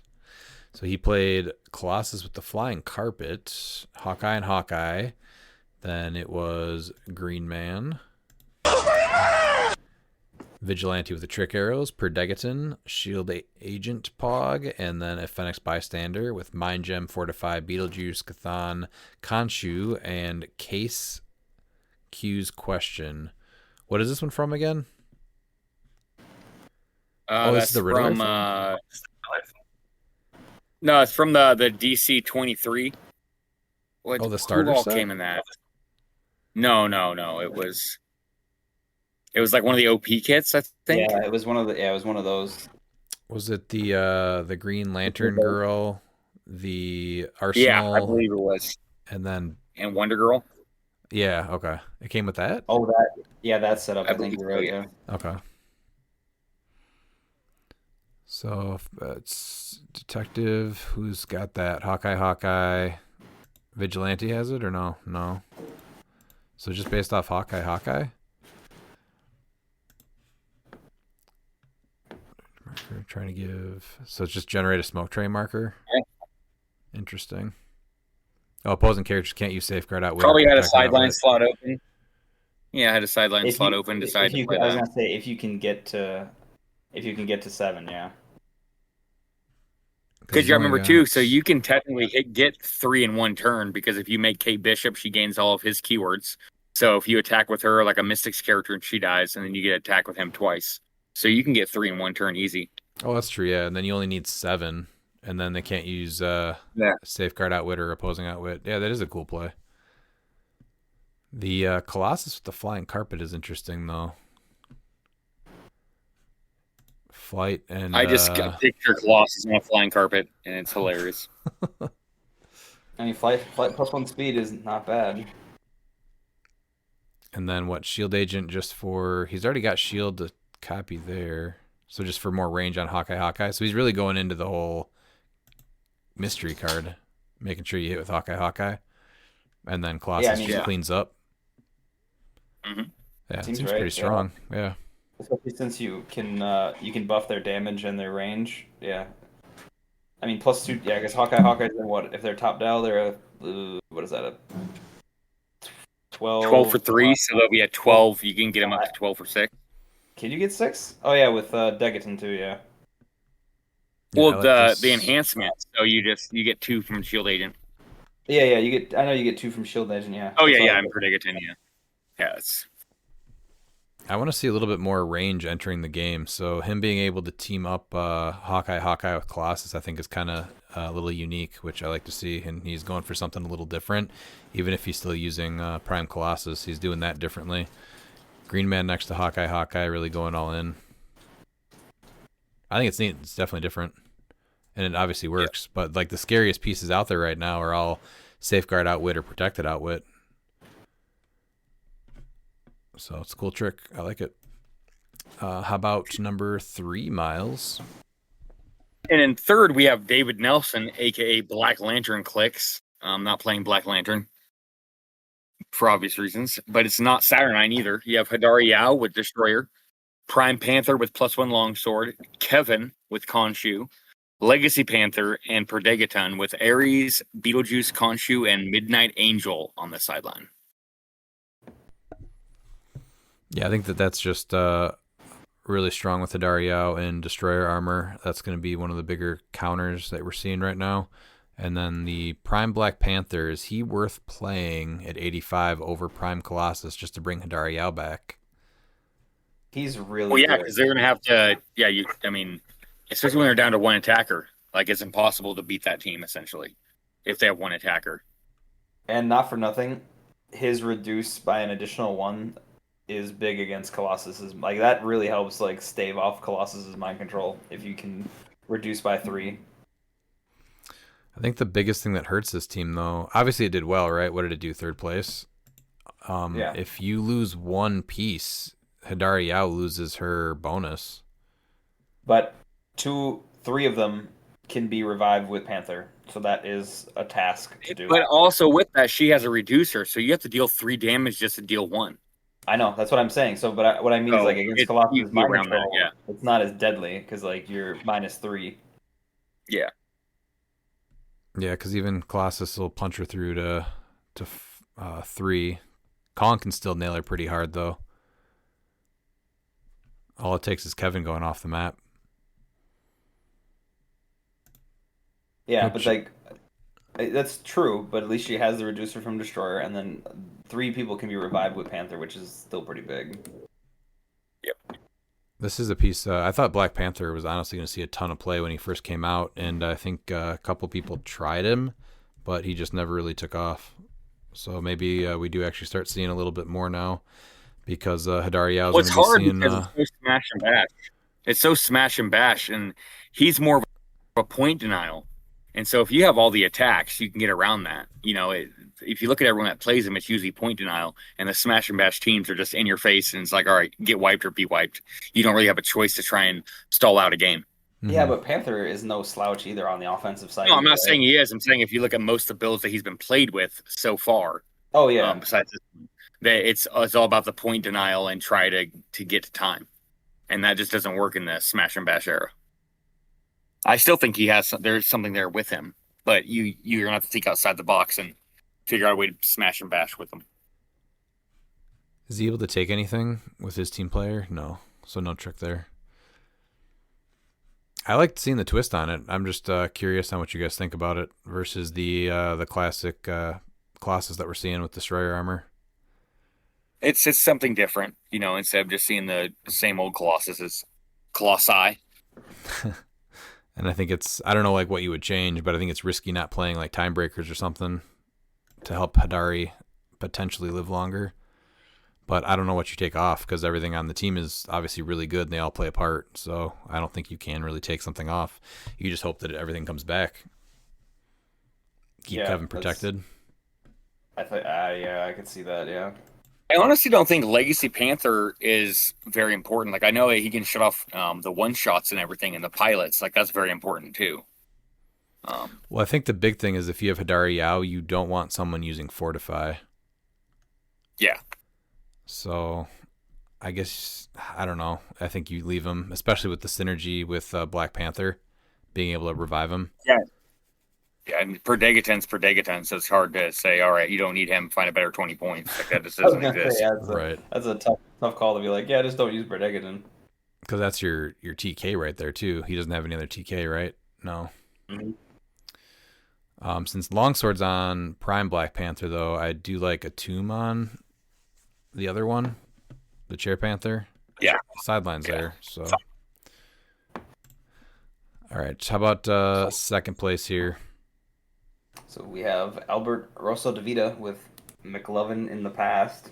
We have a past theme with no. Oh, we do have Captain. Wait, no, that's not the Captain America I'm thinking of. So it's Aquanix with Avatar of Khonshu, Diana with the Hell Cycle, the Pegasus Captain America with the Destroyer, Reverse Flash with the Therian armor, Harley Quinn with the Trick Arrows. Where have I seen that before? Predegaton with Crimson Gem, Phoenix Timebreaker, and Sideline is Diabolical Bargain, Fortify, You Wouldn't Like Me When I'm Angry, Ares, Keaton, and Khonshu. I'm real curious what you. I mean, I like the. Yeah, you wouldn't like me when I'm angry. It was really like catching on with me because it's just you just get stats and powers for what just normally happens in a game, which is pretty solid for 5 points. Well, and you can actually make that work to your benefit, just like what's it called, Canon Event, because you can drop someone off elevated and give them that, and then they can go forward. So, What are your thoughts on the Destroyer armor on Captain America? Not ever a bad choice. Do you think it's more for it's really hard for Captain America to not die after he attacks. So Yeah. it's free, which is obviously a big thing. Do you think it's probably close combat expert to have I think it's better. Yeah. 12-4, 19 defense? Yeah, because you're going to be negating energy shield deflection for the most part, because like you're only going to be you're not even. I guess you're going to benefit from it for +1. But if you go with the toughness, you're giving him that reducer after the 3 clicks, and like that's where he gets really easy. And then he's going to be a 20 defense no matter what from range or close after taking 1 damage. So Yeah, okay. Even though he I does get but- close combat expert, it's all about that's trying to where get the it's- alpha that's here, what's right? up, yeah. Which he's obviously doing Yeah, with no, Diana. that's where it's tough. Yeah, I mean it's tough with Cap, I guess. I mean, you're probably going to make him giant and then bring him over with Diana, so that way you're going to be, an 11 for 4. But if you go to the close combat, like he's going to be a 12 for 5 around Diana. So even though he gets it later, I almost say give him toughness and +1 defense with a close combat expert. Yeah, I just don't see where the benefit is, because if you are able to get 2 attacks with Captain America off in 2 different turns, I think you're pretty lucky. Yeah, Because I think if you're a 13 for 5, I think that's better than having giant reach and being a 12 for 4 or an 11 for 4. Right. I agree. Thoughts on that, Dan? I mean, I like it. As a giant or with the toughness close combat expert? Oh, I mean, I think either option is good. I still am partial to Mjolnir because I just like extending his reach. But No, for sure. Yeah, no, with the close combat expert, I mean, him hitting with a 12 for 5 that ignores defense powers being brought over by Diana is just huge. probably a 13 if you're hitting the right person because you got Avengers too. That's true. Yeah. So Yeah, so 13 for 5. Yeah. I mean, that's big.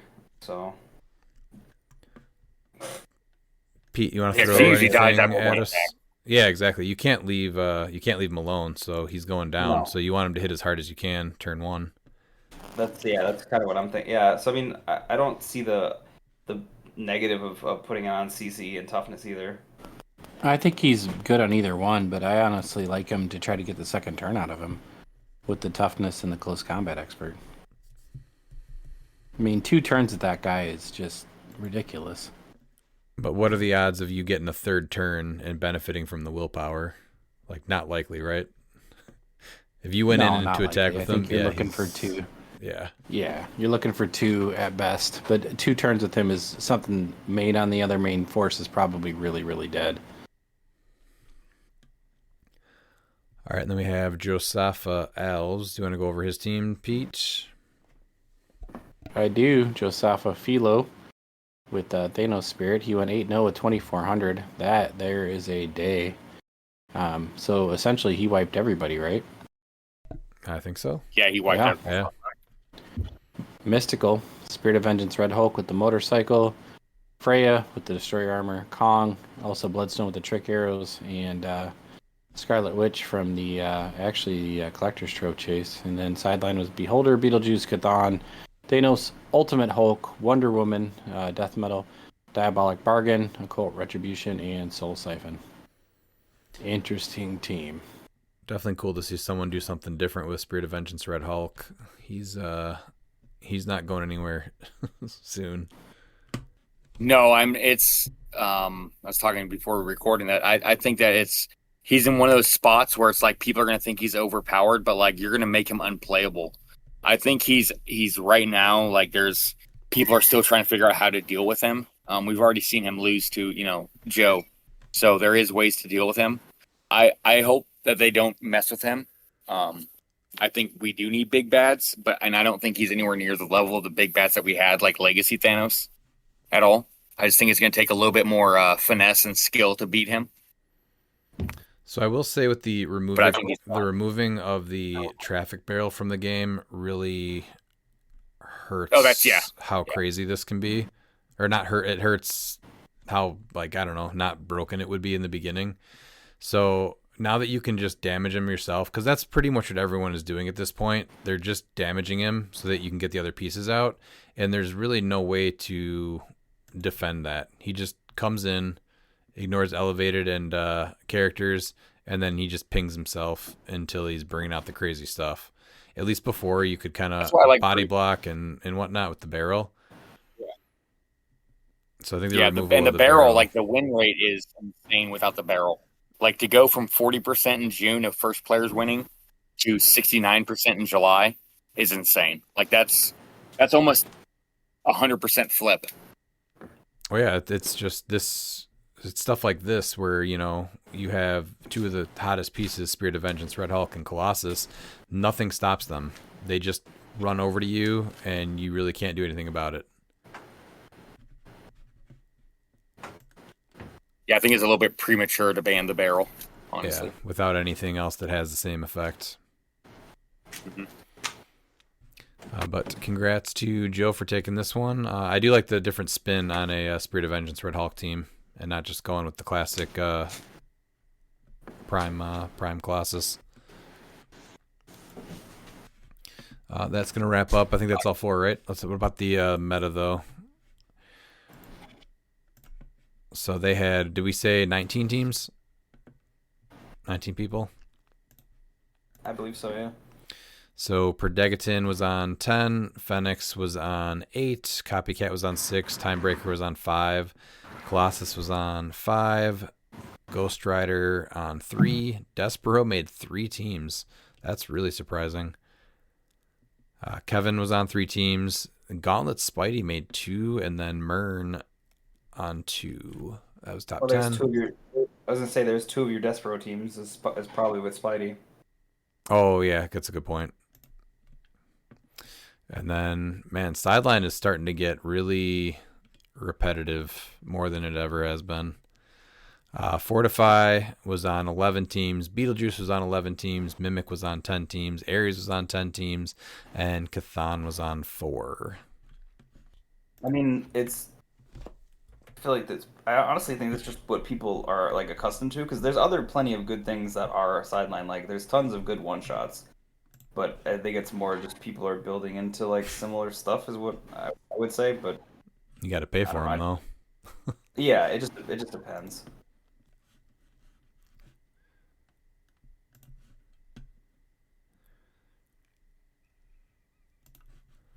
Where is... All right, we did get a couple of rulings that we wanted to share with people. Oh, you didn't know?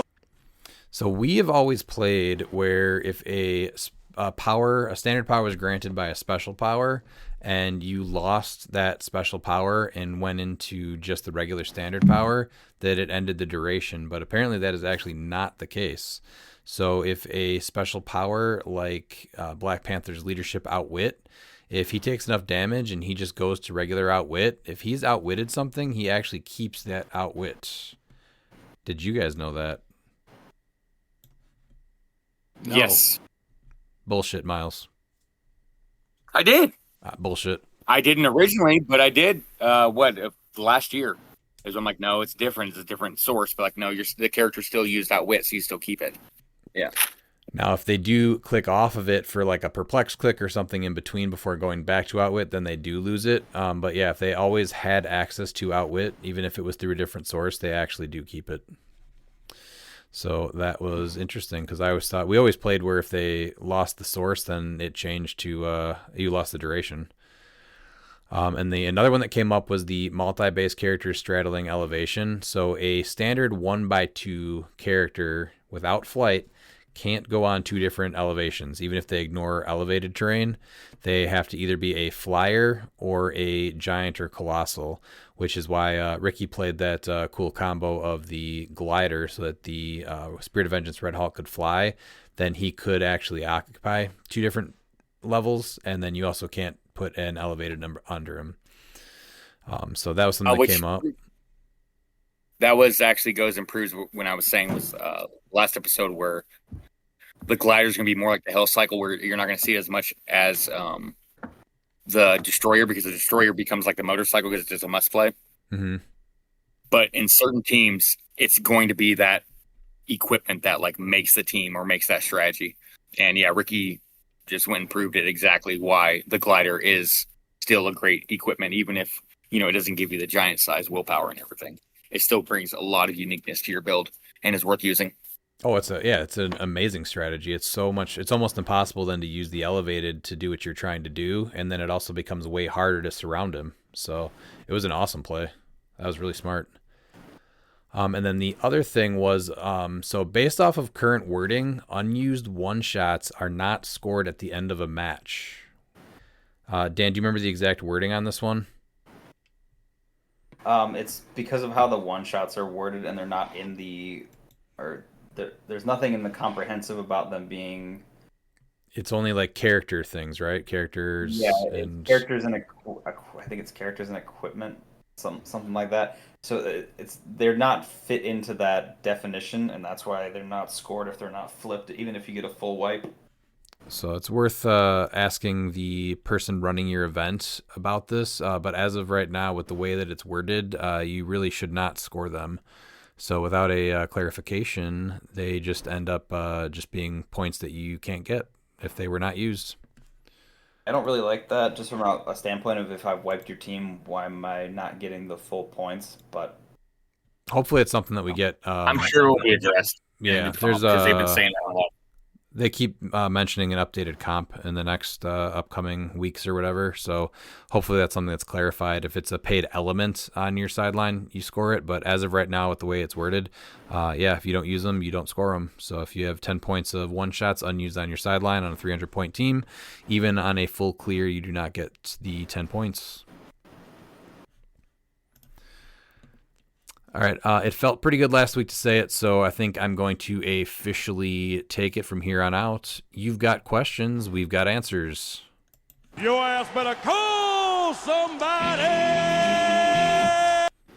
First, we have Rob Peterson. Adding on to your question from last episode, if there were to be commentary added to events going forward, do you think that might increase the amount of figures or game elements that people would consider playing? I feel that there are hidden gem pieces out there that some people aren't even aware of or haven't considered because they're so busy chasing the upper meta that we might see things break through and make a difference if they get highlighted. Seeing what wins is cool, but I want to see the outliers and the original ideas. I think that's actually a great point. That's also where like player interviews at events I think would be really cool. Kind of hearing the player break down their own team. There's a ton of potential for a lot of what you just mentioned, though, just at events or post events, podcasts, and just YouTube videos or whatever else. I love seeing and hearing about the outliers and the original ideas. So that'd be a cool thing to try to focus on. Yeah, I do like that. I'm not sure if it would really increase the amount because I think you're always going to have that subset of players that do that. But you're going to have the majority of the players, especially in competitive, playing that upper meta because they're there to win. They're not there to, show their fun idea when you look at a majority of players. I will say, though, that was one of the most positive things that we got feedback for the commentary, though, was like hearing other people's perspective on what was being played and why it was being played, and like the potential of what you could do with those pieces as the players were deciding on what to do. I mean, yeah, it'd be nice if it did, because I'm one of those players that likes doing those hidden gems. I think there's a lot of pieces that have a chance that just aren't played. Maybe it could be the way, but yeah, right now it's so hard for me to say that they would be, just because everyone's going for that win. Like they have to win. But I mean, we have tons of players, Michael Donick and all that, which makes the game fun, especially with commentary. Like, I guess if you're like, all right, you want us to record your game and commentary? Yeah, we're not doing that, the basic stuff. We want some unique builds, no matter what definitely. table. I think that's cool. I think that would definitely encourage more people, like, even like there are mostly BR players, like, oh, they want to see like how my team works, and I think that would potentially get more players to play. And that's why when we're going through like the regional events, I like to go over the top 8, not just the like who won or the top 4, because there's some stuff that's there that maybe with a few tweaks could be even better. Yeah. And when you just cover 4 out of like 15 or 20, it's just not covering some more potential. I think one of the funnest part of HeroClix is that when you get those unique teams that come through, I think hearing players' insights into what they were trying to do or what they were trying to accomplish would be super valuable. I also think on the commentary, anytime you get the insight of a really good player and them seeing it the first time and kind of saying like, "Oh yeah, this is why this works," is amazing. I mean, I think one thing we've always advocated for is unique builds, and the other thing is fun. So I'm on board. For sure. Dan, do you have anything to add? No. I mean, I definitely like the commentary. It's something I definitely like. I'd want to see more of. And yeah, it's definitely more fun. Like I love when we like a couple of builds we went over tonight were just like super unique, and like the Batman swap build, like that's super unique, and we don't see a lot of it, and so it's always fun to see stuff like that. Yeah, and just highlight it. Then we have Mark Bird, loving all the CCO coverage, guys. I hope Redmond is paying you all well in sand dollars. How's the pay, boys? Subpar. You guys I get can't paid? even afford to pay attention, so take it for what it's worth. Certainly been some trends in teams with results so far in week 1 and potentially continuing in week 2 as well. What figures other than Dr. Doom have been highlights or surprises? Off the top of my head, I think Alex' second place Dino team makes that list. Yeah, that's I don't know if there is a piece that or a team that even gets up to Alex, because it looks like a fun build when you see the event start, and then you're just like slowly seeing him just get to the top before getting to the finals. Mm-hmm. Dude, giant dinos, amazing. Yeah, who doesn't like that? I will say that I'm happy to see Yao back. She's awesome. Mama's coming home. I'm not, but I never thought she was gonna really go away ever. Do you guys think that it's the destroyer armor that made her come back, or it's just I do because of the meta being all close? I think destroyer armor puts her up that extra slot. Even better, yeah. I thought it was Because going it to gives her be that deep. once they previewed Universal Weapon, I thought that was going to be crazy. But yeah, Destroyer Armor seems to be what actually took her up a notch. It covered a lot of her weaknesses. I was gonna say The running shot pulse wave not working is kind of hard when Very you're true. dealing with juice. So you want to try and make sure that you're actually getting use out of your equipment. Like that's why certain pieces and equipment just aren't being used right now, like a Yaka arrow, for instance.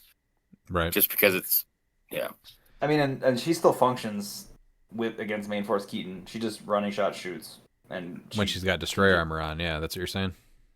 I mean, just in general, and then the destroyer armor just makes her better. So it's like, oh, you wouldn't choose the universal weapon, you'll just go to destroyer because then she just still functions as normal, and you're not losing 10 points. Then you're just gaining better defenses for 5 extra points. I mean, I love Pulse Wave. I love Pulse Wave for 3 points of damage, but being able to have that piece on the board and just be a more consistent threat and go more often because she's giant with the extra defense, and that is just, man, it's really, really good. Seeing Brute finally make top 8, I think, was really, really cool. Oh, that's a good one too, yeah. Yeah, that's. Mexico also brought some interesting builds. I was gonna say, yeah, I think Mexico was the one where they had the most diverse set of builds, which was awesome. The top one, but a lot of the bottom ones were a lot of still Spirit of Vengeance teams.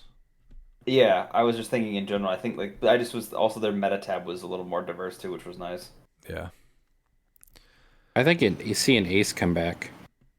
Like, she's something different that I don't remember anybody really talking about her and seeing how effective she is. It's just incredible. Yeah, that's a good point too. She popped up a bunch in what we went over in just the 4 different events. She's good against what's popular right now. I mean, taking care of protected outwit is huge. Yeah, I knew she stopped Outwit. I totally forgot about the that you can't use Safeguard or Protected Outwit. Anyone excited for the fun and uniqueness of Sandworm? I actually love the Sandworm. I ordered 2 as soon as I saw it. So unfortunately, it's unique. So I'll probably give one to Oliver, but I hope it ships soon. I was worried it was going to do something stupid, like opposing characters can't take costed actions. But it's just super smash and bash. You just hypersonic across the map. You can Ares bomb with Giant Reach 3 from the 2x2 base. Then you're just rolling the 2d6s per target. And if you're the Ghost Realm theme, which is easy to do, it's penetrating damage. So it's pretty dumb, but I do want to see it on the map. It feels like a pretty unique type of piece. I'm excited. It looks awesome.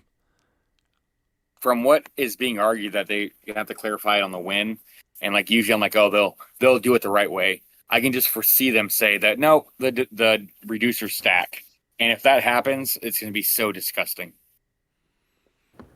Oh, you mean as it moves down, as the damage moves down? Yeah, from the way the card is and everything, and yeah, there's some argument with that because even Barnstable was like, well, I mean, there's an argument for both, so it's gonna have to be answered on the win. And like, usually I'm okay with that, but it's like with recents, I'm like, oh man, are they gonna say no? He can reduce by 6. So what's the actual breakdown of that then? Because the way that it words is that if the sandworm body is on your force, damage that would be taken by the sandworm head after reducers is taken by the sandworm body instead. And it says if the sandworm tail is on your force, damage that would be taken by the sandworm body after reducers is taken by the sandworm tail instead. So usually that does mean, it's just reminder text, but there is some instances where, they rule it certain ways. And I mean, I'm really worried that they're going to say that, yes, it stacks. And I think that becomes a huge problem if it stacks. Because, like, having to deal 6 damage to deal 1 damage to a figure is, like, that's a 300-point tent pole that just shouldn't exist at that point. What if you're doing pen damage and you hit the head? Because then it's just whatever. Yeah, right? Pen damage, yes, of course. But, not everything is able to deal pen damage, so. No, I understand. I was just trying to throw that out there as pen damage would go through to Sandworm, and then you'd be able to reduce it with the body if you're top dial. But yeah, still, like hopefully they say no, the reducers don't stack, because I just think that is way too powerful. I can actually see it being argued the other way though, where it does stack, which is kind of crazy. So if let's just say it's 5 damage, not penetrating. So you hit the head, it reduces 2 from the invulnerability. It moves to the body. It reduces 2 from the invincible. And then that last one gets reduced because of the toughness. Yes. Man, that if it gets ruled like that, this thing is like the piece to play, I think, right? It's like, you played at full. Yeah. I just took no damage. Yay. It's just I think that's too overpowered. Like there's just nothing that can really deal. Like no. You're gonna have to put on penetrating, and it's and then this thing just runs up and Ares bombs everybody, or you're rolling the 2d6. This thing is crazy. It deals penetrating damage if it's on its own theme team or whatever when you're playing it at full. Yeah. Wow. Yeah, that needs a ruling quick. Yeah. Because I see an argument for both because, it is a reminder text, but we've seen other rulings that are like, what? Why'd they do this? So there is an argument for that part, which I don't like. And then opposing characters can't use shape change or super senses. So let me get rollouts. Honestly, though, it makes it sound like it just keeps moving, though. It's not even reminder text. It kind of just tells you the order that damage is done, and it keeps saying after reducers. Yeah. Because it's saying that you move the damage. But reducers never stack because when you look at and this is where it's something totally different because it's 3 different characters that are 1 character. It says that you only choose 1 set of reducers, so it's one of those weird like loophole things because like we've never had an interaction like this where it's a 3-part character. I don't even think it would have to be different reducers though, because you're moving. It's a different character technically. Yeah, it's because they're considered sandworm parts, so that's exactly where it's at. Is that like it's the same character, but it's 3 different characters at the same time. So it's weird. Would you allow him to be played in the monthly? He is cosmic. So if they rule it to where you pretty much stack reducers, You're like, yeah. So, I mean, here's the fun thing about the monthly, right? If somebody plays this, I mean, if I play this, Someone then will everyone's be going to team up benefiting, on me. I mean, if somebody else plays it, Yeah. they won't team up on them. They'll just let them win. Yeah. Oh, I just see a problem in modern because now like it's gonna be closing the gap of like what is playable in modern because it's that rock paper scissors and now all of a sudden you're gonna have for Big Bang Theory lizard Spock. This is gonna be the lizard part of that's gonna just destroy the rock paper scissors that we currently have. I guess you could. I mean, he's still outwittable, right? There's still pen damage. It's not like end of the world, but Yeah, no, it's he pretty is insane. outwittable, but you're gonna deal 6 damage. You're gonna outwit the head, so you're gonna deal another 2, but the body's still gonna reduce it, and the tail's still gonna reduce it. So you're still reducing it by 3. And realistically, Having to use that outwit. Yeah, I mean, it's And then you look at him at 200 points with main force juice. So now you can't outwit him. yes. That well, you can't bring him in though. Oh, what are you knocking main down? force. You just play him at low. Oh, playing Yeah, them all. he's No. 70, 70, and 60. So they're 200 for a Ghost Realm theme. And so now they will be dealing penetrating damage. I don't like him though. Then he's a charge 11. You don't get to do your. But if you read it too, where's it at here? The place, you only move them when it's during a move. Like you place them in different squares. At the beginning of your turn, you're able to place. So they can get anywhere. I like him 100, 160, and then you can add a couple bystanders and then put avatars on the segments. No, I'm just saying someone's going to play him at 200 with main force juice, and so now you can't, luckily it's only toughness. Yeah, I don't think that's good though. But yeah, it's still insane because at 200 points, like they can still reduce by 3. Luckily, I mean, unless it's ruled otherwise, I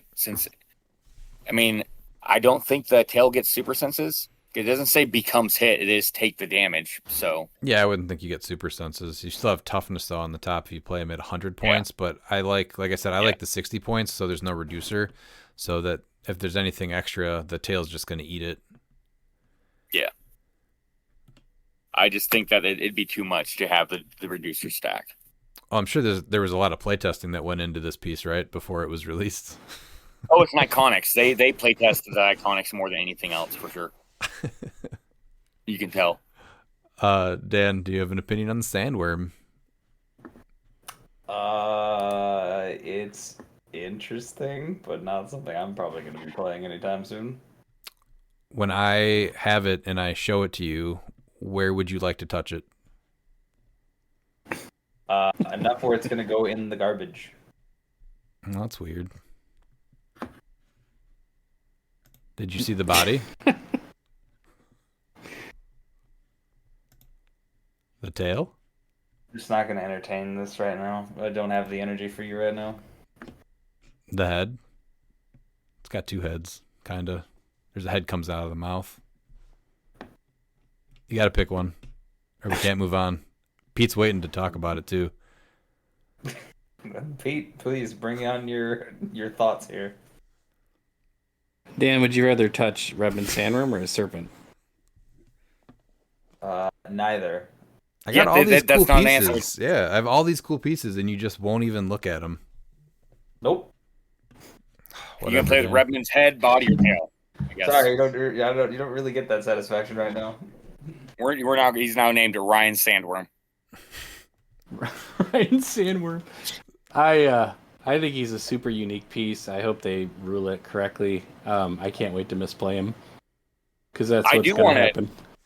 I do want to see it played on the Trimmers map and have it modified. Just have like 4 of them customized as graboids. Just come out. Listen, as soon as he was previewed, I messaged Redmond. He's Cosmic. So if we can get a Tremors reenactment during Cosmic with these guys just drop it on the board, I am 100% in favor of it. Oh, it'd be so amazing. Just play on all 4 perfection maps. We did that actually. What month was that we played that? What does perfection look like? Oh man, I don't even remember. It's a Majestic. Fun. It had it was the one where you got your who's the Matter Eater lad? something or other. Longsword, maybe? Yeah, no, he ate my vibranium first, then the longsword. Yes. Yeah, That was the first monthly in February, or the first multi-keyword. Multi-keyword. Okay, yeah. So that was the February one that we played him. I have 2, and I think Looper's got 1, and then we added another map in there too. But I like that map a lot. Friggin' graboids, man. All right, then we have the last question. Rip Hogan. Whilst he wasn't the most pleasant human in recent years, he became a household name globally and was a large part of catapulting wrestling to new heights in the 80s. We've got some pretty shocking deaths over the years in wrestling. Benoit and Owen Hart come to mind. Who would each of you bring back if you could to give them a few more years in the ring? Bray Wyatt, without a doubt, came to my mind right away. I think that one was pretty sad too. Yeah, this was a hard one, and so I'm gonna have to go with someone whose career was cut short due to a back injury, and he just kept going. And this is the last few years of his life was just horrible. He's stuck in a wheelchair, and that's gonna be Dynamite Kid. He never got that moment because he just hurt his back like at 29 years old. So you know what, he has some baggage too, but you know that man is just he's the work rate that we see from wrestlers today, like it's because of Dynamite Kid. Like when you go back to it and to see what Dynamite Kid did in the 80s. So I'd love to see him in the ring now. I mean, Dynamite Kid would show Ospreay how to actually wrestle, and you know, if he brain busted you on a chair, you're not getting up. Dan, do you have an answer for this one? Dan? Wow. I was gonna say Eddie Guerrero because like his death just. I mean, was it? I don't remember what the cause of death was. Was it just like drugs or was it just like it an was abnormal heart attack? Was it heart attack? Okay. So I mean, that's one of those where like that feels like a too soon thing. I don't remember if he did he actually retire? No. Wasn't he only like 38? No, yeah, he was 38 when he died, so he wasn't really that yeah, old. no, he died on the road. Okay. Mm-hmm. I just don't remember what it. I'm assuming the heart attack was caused by something else. There was other like underlying factors. Oh, he abused drugs a lot, and then got sober, and then So that just feels like a too soon type of thing. So that would have been cool to get definitely a little bit more out of him and actually have him just retire instead of the way it ended. Yeah, he had tons of time left on his career for sure. Pete, what do you got? Those are all really good answers. I would actually go with Owen Hart, though. I mean, you just talk about probably the most tragic event during an actual match or a pay-per-view. I still remember watching it, just actually being shocked they continued it. Yeah. And Owen was unbelievable. I mean, there was the injury to Stone Cold, whatever injuries happen in wrestling, but he really was on his way to superstardom. Was that like 97? 99. 99? Mm-hmm. Yeah, and then 10 years later, almost to the day, Mitsuharu Misawa died in the ring as well, which is insane. It was like a month, a year, 10 years and a month after Owen Hart did, which is insane. Well, that was a little somber. So let's move on to Alec Mooser's question. Everyone's opinions on 300 modern clicks right now on a scale of 0 to 5. 0 is I may sell out soon, and 5 is I'm itching to play every day. I've played through some rough patches, and there's a lot of good positive things to say about 300 modern right now, but there's a couple of really big issues, so there's no way I can give it a 5, and 3.5 feels way too low, so I think I'm going to go with a 4. Beetlejuice is just still running around and ruining team building, and the playable pieces are really just the same drop in your face, and without the barrel there's no defense, so Prime Colossus with Destroyer armor just kind of walks through your team. Spirit of Vengeance Red Hawk, like we talked about earlier, just kind of drives right up on you and starts shitting out pilots. So a lot of the thinking has currently been removed from cliX, and that's I think what's going to earn it a 4 out of 5 for me. I got it at a 3. I got it at a 3. 3? Yeah. Wow. Yes. Explain yourself, Miles. 3's pretty low. So, yeah, I'm gonna Go explain it to. And the reason why is that I realize that it looks like Modern is very diverse, especially when we go over the top 8 builds. But the teams that are winning are just completely blowing out the competition. And so, yeah, you might be able to make cut, but like that's as far as you're going to go. And I still think that the top is still just a hair too strong. Especially, I think if we had Barrel, I think I could go to a 4.5.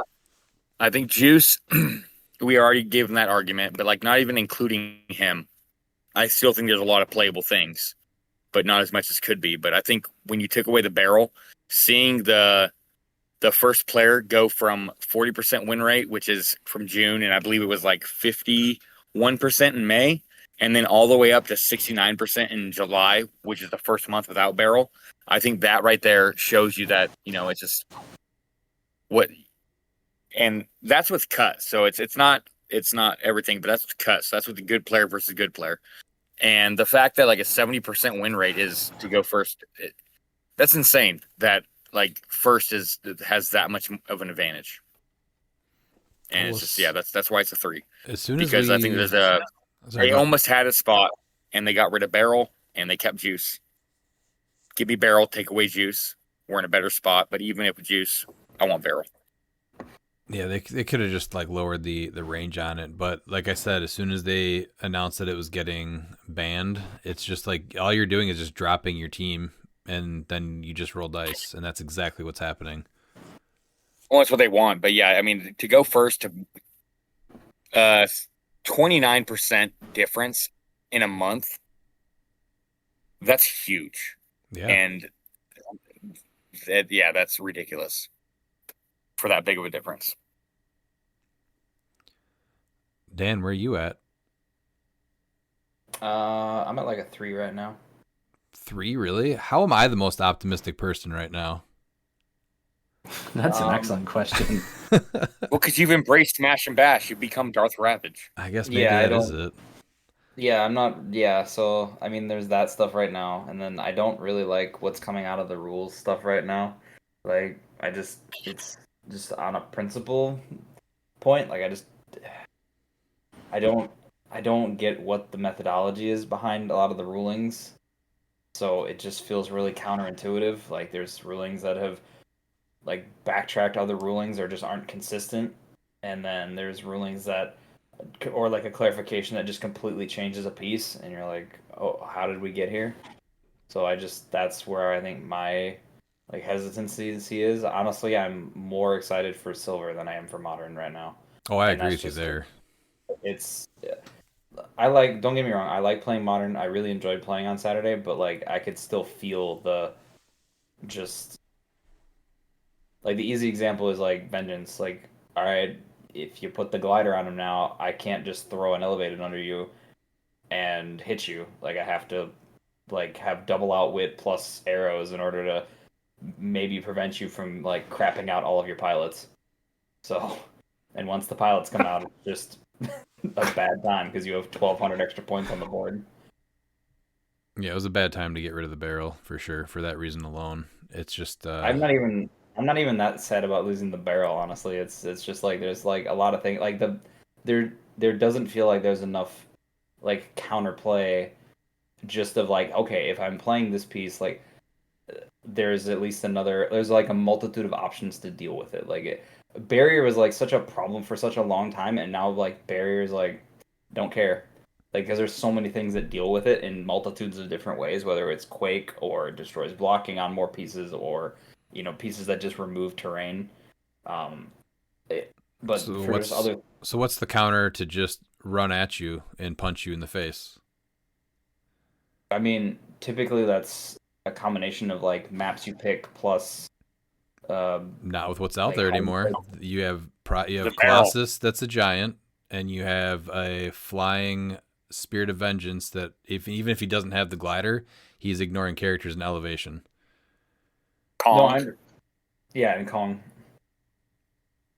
Kong at least can't break through barrier, but again, you're going to see a lot of them with Prime Colossus just breaking through it. I mean, yeah, it's like he can with his Quake, right? Because he can just sit next to it, blow it up, and hopefully Giant reach through it to hit something. That's true. So I mean, But, realistically, that's what I'm talking about. Where there's no counter to that. It's just I'm gonna run at you, and this is what we're gonna do. yeah, so I guess what I'm curious is I think there's still defensive tech out there. I just haven't. It's one of those where I haven't seen a lot of it. Honestly, I'm like what I'm going for is like durability right now, but I'm curious if rollouts like become more prevalent again because obviously like those figures, like yes they just hit, but if you have rollouts that are good, like then they're not actually hitting. Like yes, Colossus still does his thing, but he takes away one rollout. If you still have good like super senses, then you just evade. But it really I don't know. I'm very curious how it evolves here, and obviously rotation will change things. But as of right now, I'm pretty much in the middle. Like I might bump it to a 3.5, but I'm pretty in the middle. It's mainly the rulings and the clarifications that are really like skewing my like sensibility for where things are. The what is it? The barricade and the nifty barricade and the nifty fire hydrant are the closest thing that you can do to stop somebody from just being dropped on you. So those are worth keeping on your radar and pick them up now. And I still think things like say like Jefferson or Kale or Mern are good, as Jefferson shuts off a lot of things like super strength, flight. Like there you go. There's two things that are big that get shut off with. I know he's 60 points, but he's very good for what he does. I want more things like that, where you have like counters to things. Yeah, So, exactly. Like, but he's like a Brute is actually really close because they are like, hey, you want to punch? Yeah, we don't care. So that's like they're almost a perfect counter for what the meta is right now. If someone could figure out the lock and key to get what you need on that team, it'll be really good. This is their time for sure. Pete, where are you at? We got a couple of people that are in the 3s. I'm gonna go 4.01 because I'm positive, Pete, and I like the Price is Right. Never heard you called that ever. So screw you, Redmond. The P for Pete stands After for try harding so bad yesterday, I can see why you're so positive. Right? Well, listen, you're in the smash and bash meta, boys. That's what this is. So your defense is hope my 19 holds up, and good luck with that with some of these attack values. So No, I've never relied on the high values, so I'll just go back to rollouts. If that's what this is, I will just gladly go back to that. man, Juice can go away. I mean, just seriously. He kills team building. We've talked about it like ad nauseum. Like there's nothing else really to talk about there. I just yeah. We're down to small maps. You got so many things that can just get across and then you're just punching and hoping you survive, right? Hoping somebody has Pete dice. Pretty much. That's gonna be I don't know, yeah. So Miles and Dan, before we move on here, I feel like a 0 to 5 hold scale. on. Oh, you're done. Okay, go ahead. What other No, positive I words had to do you mute have? myself because I was still laughing at Spirit of Vengeance just shitting out his pilots. I thought, man, poor Spirit of Vengeance. That's a dab, don't wipe kind of situation with some of those pilots. I lost it. I had to mute myself for 2 minutes. So sometimes a 0 to 5 scale is a little bit tricky. So you're saying that CLIX right now, 300 modern, is a 6 out of 10. Yes? Then I'd have to drop it to 2.5. So that it's a 5 out of 10? 2.5, so 5 out of 10, yeah. Yeah, okay. Like I said, the reason why is because a majority of players, I talked with Ian and Calder and Bill about this a few days ago.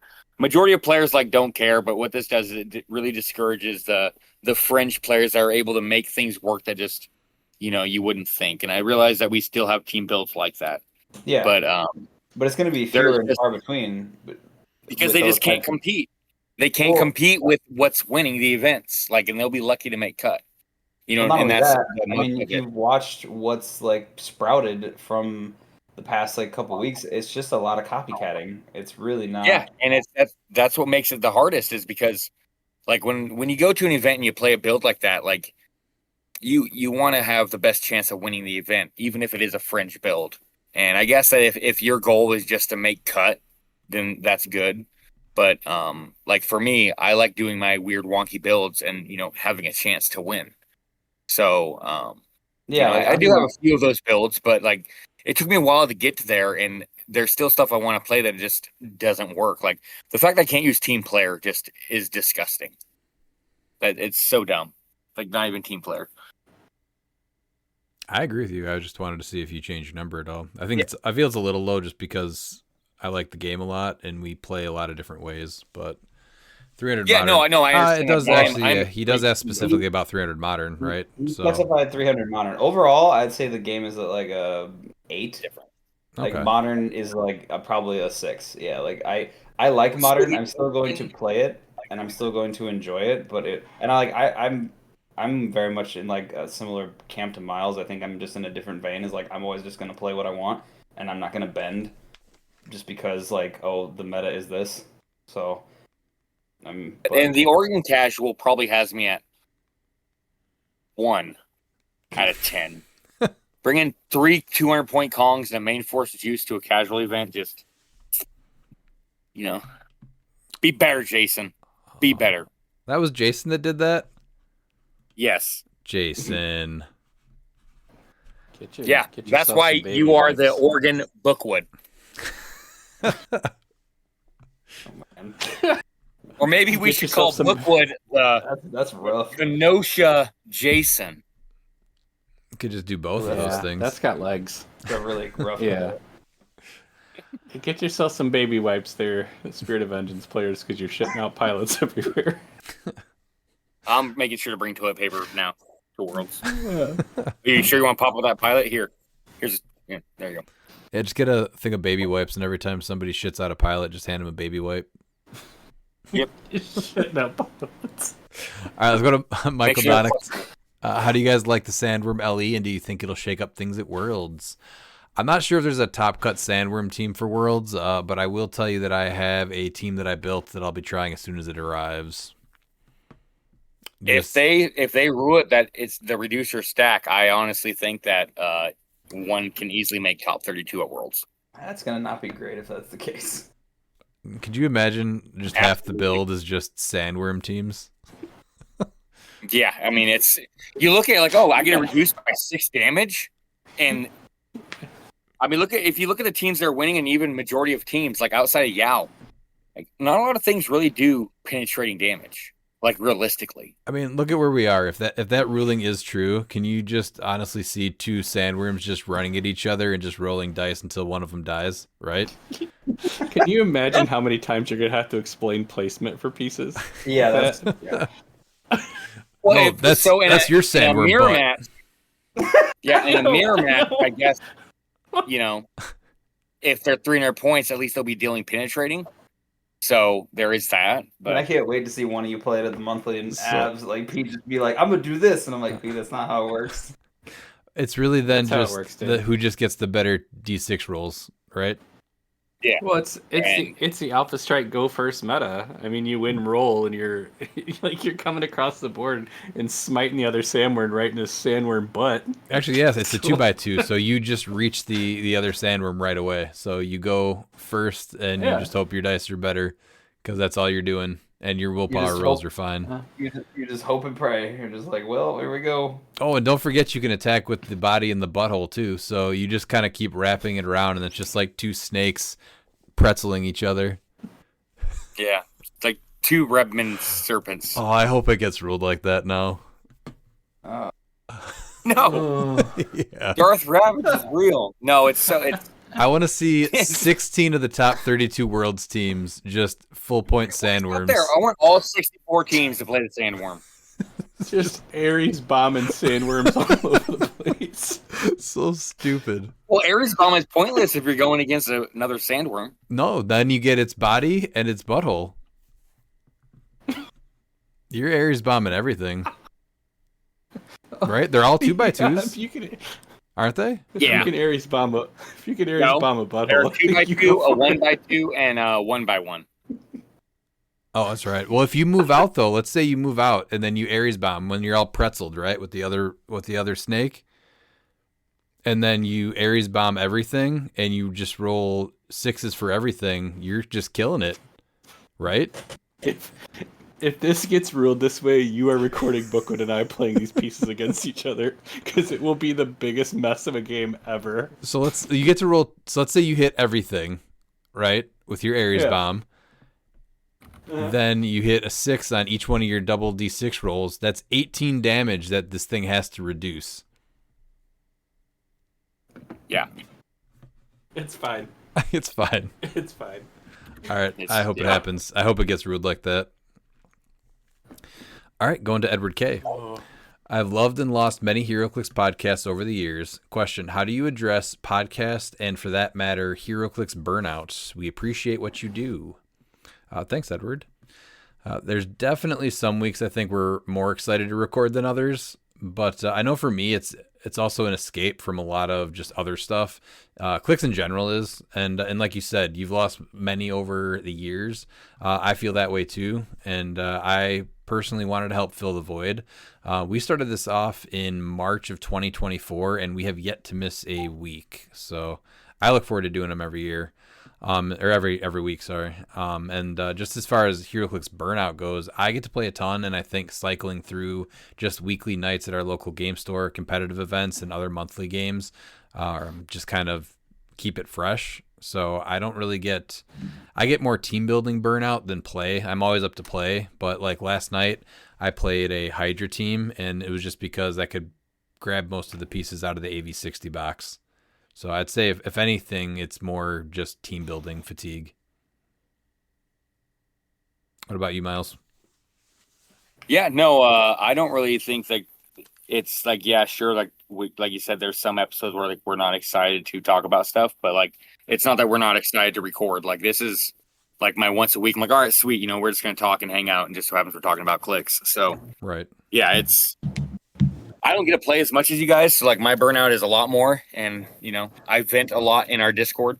But it is what it is. I mean, you know, when you have to travel like an hour, like if you're lucky, maybe, but like that's just for casual. But like when you have to travel a minimum of 5 hours for a competitive event, like it's just, yeah, you always second guess and question like, why am I wasting all this money? Like I did the math, and I'll tell you what, I've spent way too much money.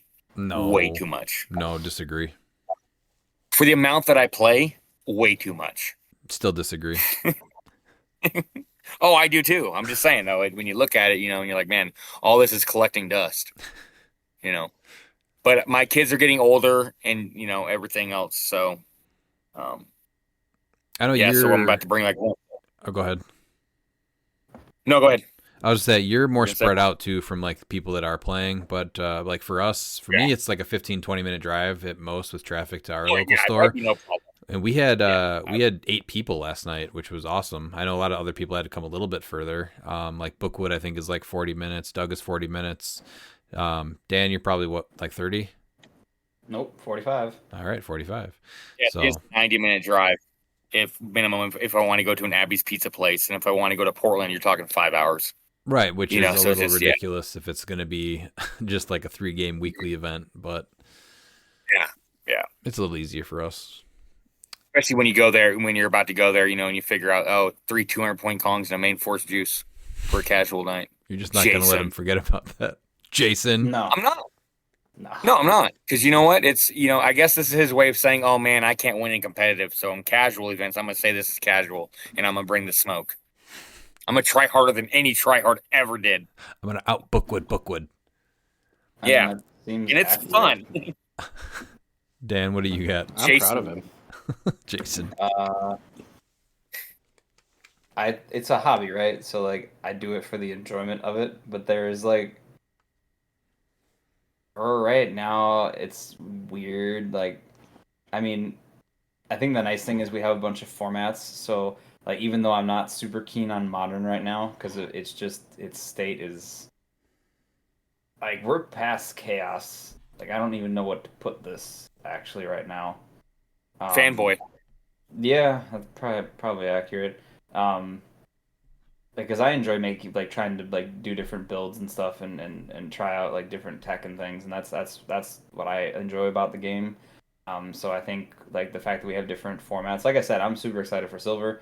That'll be like really cool to be able to play that. Like I can kind of pivot from modern if it's too much right now. And I think that's the one thing that I like that is really great about it is we have different formats that, and like our monthly is another one where it's like I always look forward to that every month. So that's the highlight of every month of playing CLIX is that event. So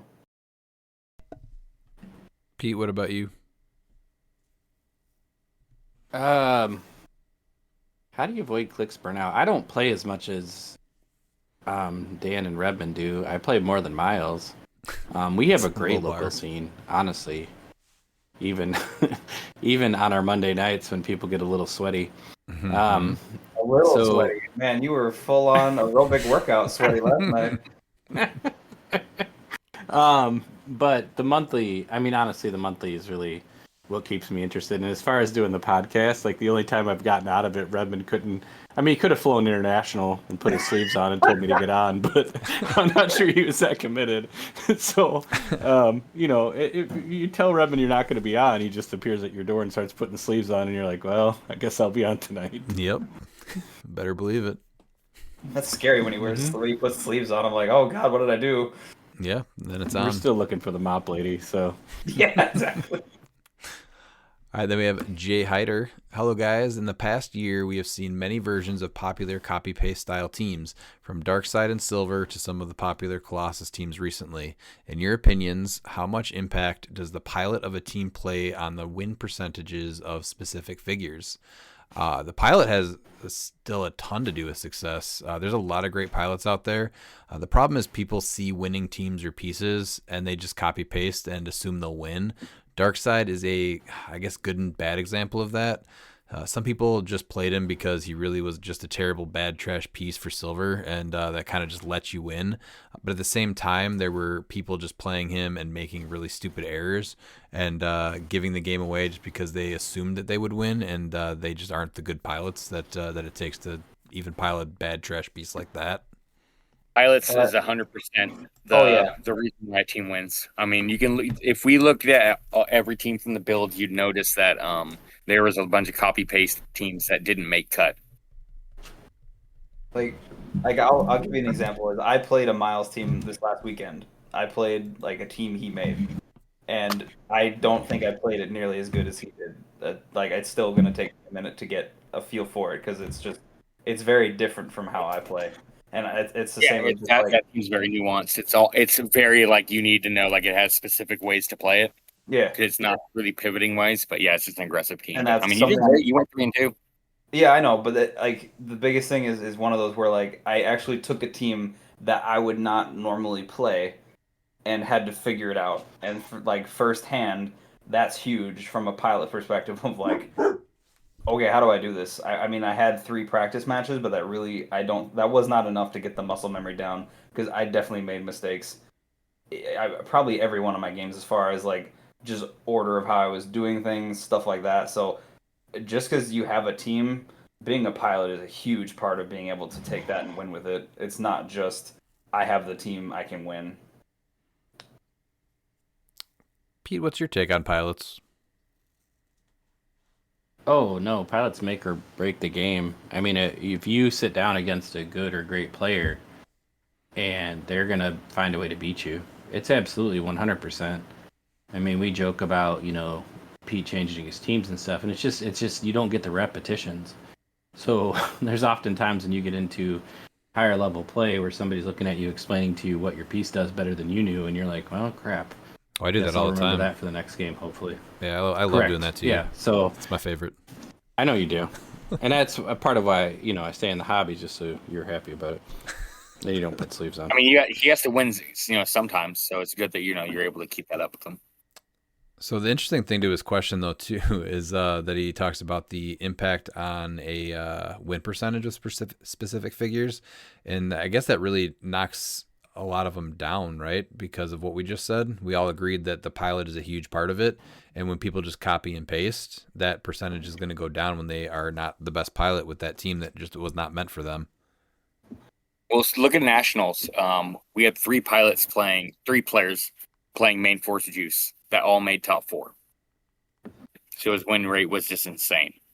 And then you go to the next few events where we have a few players doing it, and you look at it like 2 and 2, 2 and 2.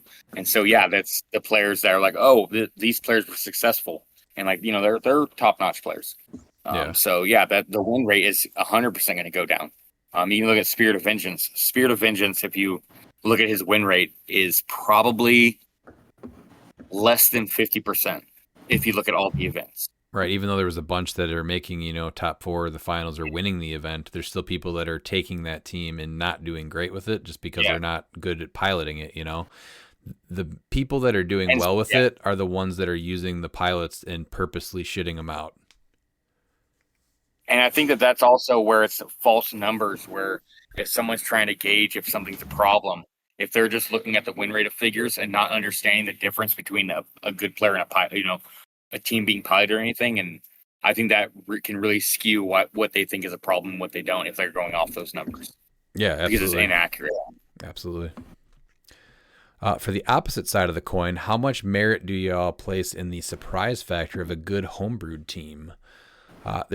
I think there's 2 types of this kind of build, right? So the type that is really good and people don't know how to counter it or didn't pack the right tools, something like the multiple man team that Joe Ruffing came up with that Michael Donnicht improved, or even like Alex Dino team from this last weekend. People aren't ready to have 5 dinosaurs just dropped on you, and they just don't know how to respond. And then there's the, just so random it does well in Swiss, and then it's really easy to pick apart during lunch break before top cut, and then it's just done after the next round. Things that are more like gotcha moment teams, or they have like a vital linchpin, and that's all it really is. And if you just attack a little differently, the next time you play it, it just kind of falls apart. So I think there's 2 different types of homebrews like that. I'm one of those players, but I also spoil what my team can do because I'm not going to do the gotcha. I did that at Washington State a few years ago with my no roll team, and I also did it at CLIX camp. I let everyone know what was happening, and it's something that they didn't prepare for. I still think that even if you do prepare for it, I still think that the play at home Red Hulk still has a chance to really disrupt a lot of things. But yeah, I think that home brewed is a great way. You just have to make sure that you obviously can't answer everything. Just make sure you have a strategy to at least have a chance to beat anything, even if the chance is less than 50%. That's the real secret to a successful homebrewed team. Dan? I think there's something you can still come up with, even if you're just working on it from home. I mean, it all comes down to like testing and stuff, and if it works, right? So, because the multiple man team is a perfectly good example. It's just like a surprise team that you're not ready for, and that's really awesome to see. And I mean, I honestly like live for those kinds of teams because sometimes it'll take a piece that I'm like, oh, I never would have thought to play a piece. They're like this piece in that fashion. You know what I mean? It's like that's the coolest part. Is like, oh, it'll show me a completely different way to play a piece than I normally would think of. Like, this is how I would approach playing something. Pete, what's your take on the surprise factor of a good homebrewed team? One of my favorite parts of HeroClix is building. It's just most of my ideas are terrible. So agreed. That's it. I love it. I think that's honestly probably what keeps me most involved is like trying to put together something that's good and different and make sure everyone cuss at me. I just like it when Pete cusses at me. That's the best part. It is usually pretty great. Because it's always unexpected. I'm just like, oh, there we go. Then we got McConnell Lamar. Hey, gents, I hope you all had a great weekend. It's awesome to see all the teams people are playing for the Champion Clix Opens. Thoughts on the Sandworm Iconics? I'm stoked for it. It's cool seeing a lot of other people be excited for it too. I want to know when it ships. There was nothing on that, right? No, not that I'm aware of. Usually, but it should be pretty quick because it was a convention exclusive, and when I ordered the Space Ghost, I got that in like 2 days. Yeah, but now or actually the week after. I guess it's Tuesday. So I think I got it on Thursday. Yeah, so I got it the Thursday after the convention. But I've seen people. So I guess a lot of times though, conventions start on Thursdays and they preview that stuff on Thursdays. But I remember, I think for Origins, whatever they did, there were people that ordered stuff on Thursday that had it on Saturday. So I guess I this had one, it. I got it within 2 days. This one went live on Saturday and it's only Tuesday, but I would think it would have at least shipped by today. It's amazing that Miles gets anything that fast with his mail up there. Yeah. He just can't ship anything out of the vortex. He still gets things. Yeah, Redmond had to literally mule parts back to us. It's like, I felt like I was doing something bad, like leaving Portland with items and getting them to other places faster. Did you guys want to add anything to these Sandworm iconics? Cool. It'll be neat to see what. I know it's a joke. I know it's a joke to you, but I do really hope that they rule it the correct way. Yeah. What's the correct way? That you only reduce one. No. Yeah, the defense is back up. Yeah. Nope. It should be all three. We're going to be entering the Sandworm meta, and I can't wait. You're such a troll. Oh, and man. the worst So way many possible sandworms. sometimes. Oh, actually, no. So this actually wasn't an Iconics. So maybe it was play tested? I think it's just an LE. You think LEs are play tested? Yeah. Yeah. let's settle down there. How has the latest announcement for Worlds affected your excitement levels? I'm, like Dan said, most excited for Silver. I'm still debating if I even really want to play Modern. Team building right now and having to just write off fun, interesting pieces just because they do what they do is free is still really killing it for me. But if they rule Sandworm like we just talked about, then I might just be playing Sandworm at Worlds. You know, it's going to be expensive for me to get there. I'm bringing like the majority of the Miles verse. I mean, even new Miles that no one knows about. Miles Durst, Miles Keaton. I mean, there's so many Mileses that are going. It's honestly expensive. I don't even know if I can afford all the plane tickets. Is there a Sandworm variant of Miles? That comes with key. Oh no, you mean the Redmond or Ryan Sandworm? He's part of the Rhineverse, the Redmond. I thought it was Sandgorn. Okay. Yeah, Sandgorn. Ooh. Oh my Maybe god. Redborn has a sandworm. Ooh. Yeah, because you know Redmond is a penis, Gorn is a sandworm. Can we get a custom of Gorn riding a sandworm? Probably. Goldie Hawn, if part you're is listening, Gorn riding, make though? it happen. As long as it's made by the dude that does the sexy clicks. Just I want sexy Gorn on a sandworm. With both legs up in the air, holding on. Yeah. He's definitely riding the butthole for sure. All right, Dan, what about the announcement for Worlds? Excitement levels, go. I mean, I'm super stoked that Silver got the Intercontinental Championship at Worlds. I mean, that's awesome.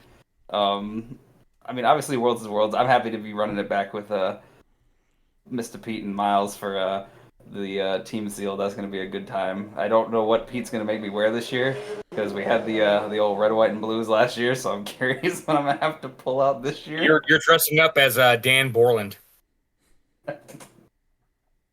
Paint in his face? Yes. Yes. Yeah. I think so. For what? Dan, we'll talk about it. I have no idea. This is the stuff You're getting Miles Durst. You got to get Dan Borland. The guy bass from player, Wes Borland. Oh, I thought you were talking about Limp the guy Bizkit. from Home Improvement on Tool Time. Oh God, not that guy. It's like that's I would accept Al Borland also. that's a weird pull there. Just- Is that the guy that's peeking over the fence? No, that's No, that's the neighbor. Winston, Oh. right? Oh, Winston? sorry. Okay. Yeah. Yeah, Al was the guy that always wore the Al was the straight man that always wore the flannels. And the beard. God. So can we get Always was Redborn? always correcting Tim. Yes. I don't think so, Tim. I want Redborn to be like the guy from Happy Gilmore, like when they're like really thinking how to play, and you just go, jackass. That's what I want to be. Just Gorn pop up on tables. All right, last or no? Do you want to go, Pete? Oh man, I am like I said, like Juice Robinson, I'm rock hard for Worlds. I got Dan and Miles back on Team Sealed. We're getting the band back together in the hotel room, so there's just random wrestling themes bouncing off at whatever time. Miles will just disappear for hours and come back. Yeah. Like it is on in that room. That room is a fun room to participate in. I'm over by the pool till 2:00 in the morning. Sounds about right. Miles being right back is like 2.5 hours of him just disappearing into the Miles verse. That's true. Yeah, and then he'll be wound tighter than a freaking spring in a mattress, and I'll be like, what is going on? One of the most underrated things about Worlds last year was going to McDonald's with Miles and watching him order. It was just amazing when we went to pick up Dan. I was like, what are you doing that's not even on the menu? He's like, no, it's on the menu. They know what I'm talking about. Like, no, they don't. Did they? No, they made it. Okay. They made it exactly like he asked for it. I was What was blown it? away by it. What was it? McChicken and a McDouble that you put together. Oh yeah, that's right. You were breaking up there. What was it? McGangbang, where you get a McDouble and a McChicken, Oh, and okay. then make one sandwich. Gotcha. All right, McConnell's last question. Are there any figures or teams that you think could do well based on what is showing up but are not seeing play? Well, McConnell, let me talk to you about the full point sandworm team that we're cooking up here for Worlds. Just need the ruling to go with the reducing of all the damage through the body parts. I think that I don't know, the Tropical Regionals are really going to show us, I think, what we're going to see at Worlds, and it's really going to be just smash and bash. So I think the surprise teams are going to be Brute, but you have to play Dick Arms. Leave Dick Arms alone. Yeah, And Theme too. he's amazing. Theme with what's his name? Phoenix Sentinel. I think can really catch because only 40% of people are playing Theme. Yeah. So going Theme and going first with that Phoenix Sentinel team, you can just wreck. Especially with the Phoenix fog right now. Mm-hmm. The way he could just bomb an entire team is, yeah. I think that in the same teams that are doing well, again, in the era of Smash and Bash, they're not going to do bad because we're just meeting in the middle of the roll dice anyway. So I just think there's going to be a couple of counters that will have a better chance to not suck because everyone's playing that other stuff. So that's why my vote's for Brute. I'm still gonna go Gen Kale Man Thing because I think people are still leaning. We're back to the point of people were really leaning on like heavy amounts of stat mods, and once those go away, people start to sweat a little bit more. Oh, I don't have my 14. Can I hit this attack? Yeah, I can see that combo coming back. I still think Past Avengers still has a chance. I think that because there is a Smash and Bash version shown by Alec himself. Yeah, I think any piece that has charge attack will do good. Charge attack, high damage. There you go. I'm happy to hear that you like Brutes, Redmond. I think Gold Dick Arms is going to wrap you up tightly in those arms and just cradle you and make you feel safe because nobody can place within 4 of him. Until he suffocates you, then you know. True. I do like feeling Yeah. safe. Well, listen, if the Sandward thing comes down like what we're talking about, that's 8 of the top 16 right there. Yep. Just yeah. The only other piece I would offer is I still think Chase Doom from Collector's Trove is criminally underrated. He is phenomenal. Yeah, I do think that that's a piece that could definitely come out of here. And then what else do we see that were big today though? Besides Doom, Ace. Ace is dope. I think she's going to pick up popularity. I think the symbiotes are going to start popping up a little bit more too. They make sense to kill for all that they give. Well, they're basically. I think seeing where. Go ahead, Dan. I'm sorry. No, you're good. I think seeing where the destroyer armor just keeps ending up on other pieces, and you're like, oh yeah, that makes a lot of sense. You know, like that's gonna pick up huge. Well, it's for 15 points, you get a +2 defense and a 3/6 willpower. Even if you don't care about being giant, like those are amazing. It makes any Yeah. piece better, obviously. Oh yeah, no, for sure. It's a wonderful 15 points, especially when you get it for free. All right, we're gonna finish up with the worst human in history, Recyclops Shroot. Is he human? I feel like he's AI at this point. He's a shitty robot. Okay. Yeah, you can tell. I mean, I think it's pretty obvious who it is now after these. So we're on to you. Detective Chimp Dan Z knows who you are. All right. My systems were offline all weekend. How did Westpool do against the Prignanos? He talked a lot of trash. Surely he backed it up. I don't think they got to face off. The Prignanos were more at the top of the list, and West was less at the top.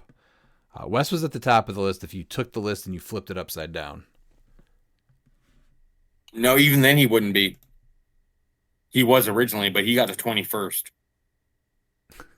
How did that happen? One of his games, I think, was against someone that it was pretty much a bye. Oh, that's right. He got the 300 win off of it.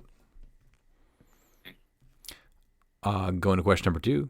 How do you feel about HeroClix going Highlander overall? It would eliminate some stupid broken strategies such as having 4 Thanoses on your sideline. That's a great idea. I support that. But that interaction with 4 Thanoses was fixed about a month ago, you big idiot. What is... do you guys have an opinion on Highlander? No, I think that he kind of heard his argument because they got it fixed. But I do like Highlander overall because it does fix 95% of all problems. It doesn't bring the barrel back or get rid of Beetlejuice, but it does fix a lot of problems. Yeah. I just like Highlander in principle. Same. We play a lot of Highlander, so I've never had it be an issue with building. I think anything it opens up, you playing more pieces that you would never look at. Yep, Highlander is best lander. What is your opinion about players that mainly focus on fun, casual games, giving out meta advice that have no idea what the ban list even consists of for certain formats? Seems like maybe they shouldn't. You mean the type of people that think prob is a free action? Listen, everyone can enjoy the game as they want. There's nothing wrong with that. But if you're the type of person that doesn't play in events and never will, your opinion on competitive events really isn't valid. Oh, let's not get it wrong. Every opinion is valid. Stop it. I'd love to hear your opinion, whether it's right or wrong. Because sometimes I like writing in my journal and laughing about the advice. So please. Continue. No. No. Dan? My thought is know your audience. Pete? I mean, they want to share their thoughts. You know, it's the whole internet thing of you can share them. They just might not be worth listening to. And that's okay. You had to get your thought out there and you feel better about it. I'm fine with it. I'm just not going to consume it. Yeah, I guess it's more about how they go about it, you know. Like, you know, 'cause sometimes they casual players and sometimes they have some interesting takes that, you know, you just don't see. For sure. I think that, yeah, like Dan said, know your audience, and it's how you're going to present your strategy or what you're doing. Like if you don't actually play competitive and you're trying to like argue for why a figure is bad or good for the game, then you only play in the kitchen. Like that's like us. You know, that's like instead of asking HeroClix players like, you know, what they can do to make the game better, WizKids instead goes to Monopoly players. Like it's totally different. Well, it's like the people that complain about the erratas, but again, they don't play at a store. They just play at home with their friends. It's like, you know what? It doesn't affect you, and so just play with it unerrated. So, yeah, you need erratas in competitive games. I mean, it's just what you have to do because certain things will be unseen, and certain figures will come out years later, like when you have the formats like Silver, where it's just, you know, it has to get banned. I know a lot of people don't like when figures get banned, but it's just you do what you want in casual. But, you know, when it comes to competitive, you can't have it be the Wild Wild West. You have to have it at some level. I mean, balanced. The easiest one is like our game, our monthly. Like you banned, like I'll take a prime example of a piece I like that we got banned, Genesis. I'm like, I like that piece a lot, but she's problematic. So, like, I was just like, yeah, that makes sense. Right. Like, yeah, I like her too, and I would love to play her, but at the same time, when she's a piece that any month she can be played, everybody plays her, and it's obvious why, then it's probably time for her to go. So now people are playing something else. Yeah. I just wanted to give like an example of something that's like I know I'd play it at any chance I got. So it's like, but it's like it's okay. That's to be expected when something's a problem. Yeah, it was a good example. Who is the guy that's always asking for? What's the hero click set where he's always asking for like legacy of? You guys know what I'm talking about? It's like the Dr. weird Doom? old pieces that was kind of. Yeah, Dr. Doom comes up a lot. What's Doom. Miles? What's the one? Yeah, what's He the always one went- where they were kind of D&D like, but they just Oh, you Mage can't Knight. play him anymore. Oh man, that guy. I hope he gets it. That guy is consistent. No. So he's also the one that said, "Thanks, WizKids. I'm not buying your Lantern Legacy." And I told him, "Don't worry, I'm buying what you won't." So actually, like as soon as it comes in, I'm going to open it. I forgot what his name is. I'm going to dig it up and find it. But I do have that brick that you didn't buy. So can't wait to open it for you. All right, let's wrap it up. Any final thoughts, guys? Oh no, it's going to be a long. I got 2 months, so I'm looking forward to it. I got my team figured out. I'm going all in. I got a custom tray, got custom tokens, got custom dice. This way, I'm not going to change my team because then it's going to look really weird. Since everything else is supposed to be for this figure, it's Red Hulk play at home kit. Even though PJ made it affect terrain, that's not stopping me. Always bet on red, PJ. Always bet on red. I don't think it does as well, Miles. I still like it though. Dan? I got to figure out what I'm playing for silver, but I'm excited. I really haven't spent a ton of time like building for that format because I was judging H for H and most other things at the time. So I'm excited to just try it out and get my feet wet. So, Pete, anything you want to wrap up with? I'm looking forward to our Tropical Regional. I'm looking forward to Worlds, and I'm looking forward to the Sandworm meta because it just sounds like amazing on so many levels. What about him in silver? Then you have an extra 100 points. I love that. Yeah. You'd have to still play like things that don't count against theme though, because you want that penetrating damage. Sandworms do need to penetrate. No, I know, but that's why you're in teaming up with Gorn. He's not on a theme team anymore then, or Ghost Realm. He's monster. No, it Who has to be cares? Ghost. No, I don't care. Stop it. It has to be Ghost I know Realm. it does. I want to play Sandworm with Gorn. I mean, you can play it for fun, but I'm not playing a Sandworm that doesn't I'm playing as penetrate. silver. I'm Not- gonna get the Intercontinental Championship belt with Gorn and Sandworm. All right. I mean, it'll look cool, right? It just won't be penetrating, which, sorry, can't do it.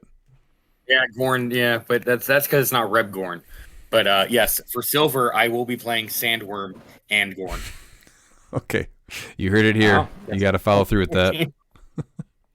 Yeah, I will. Yeah, gonna do it. The 37 people we had at Indiana last weekend was incredible. So personally, I would love to try and beat that. So if you can, please help us do that and join us Saturday, August 16th. And remember,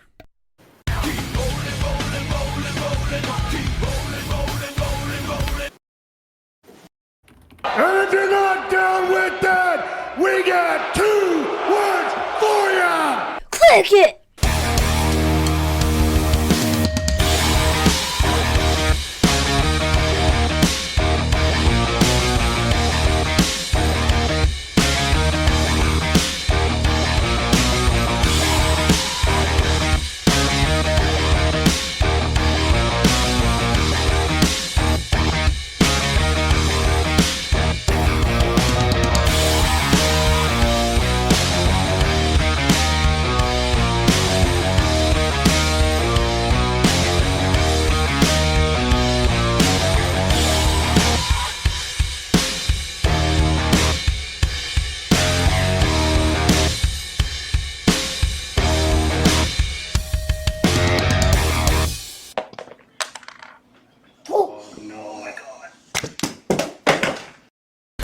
I'm solar. La la la la la. I'm solar. It's not hot. All right, Dan, you've had about an hour. Head, body, or tail? Which part of my sandworm would you want to touch when I bring it? Or we can circle back to the serpent. No.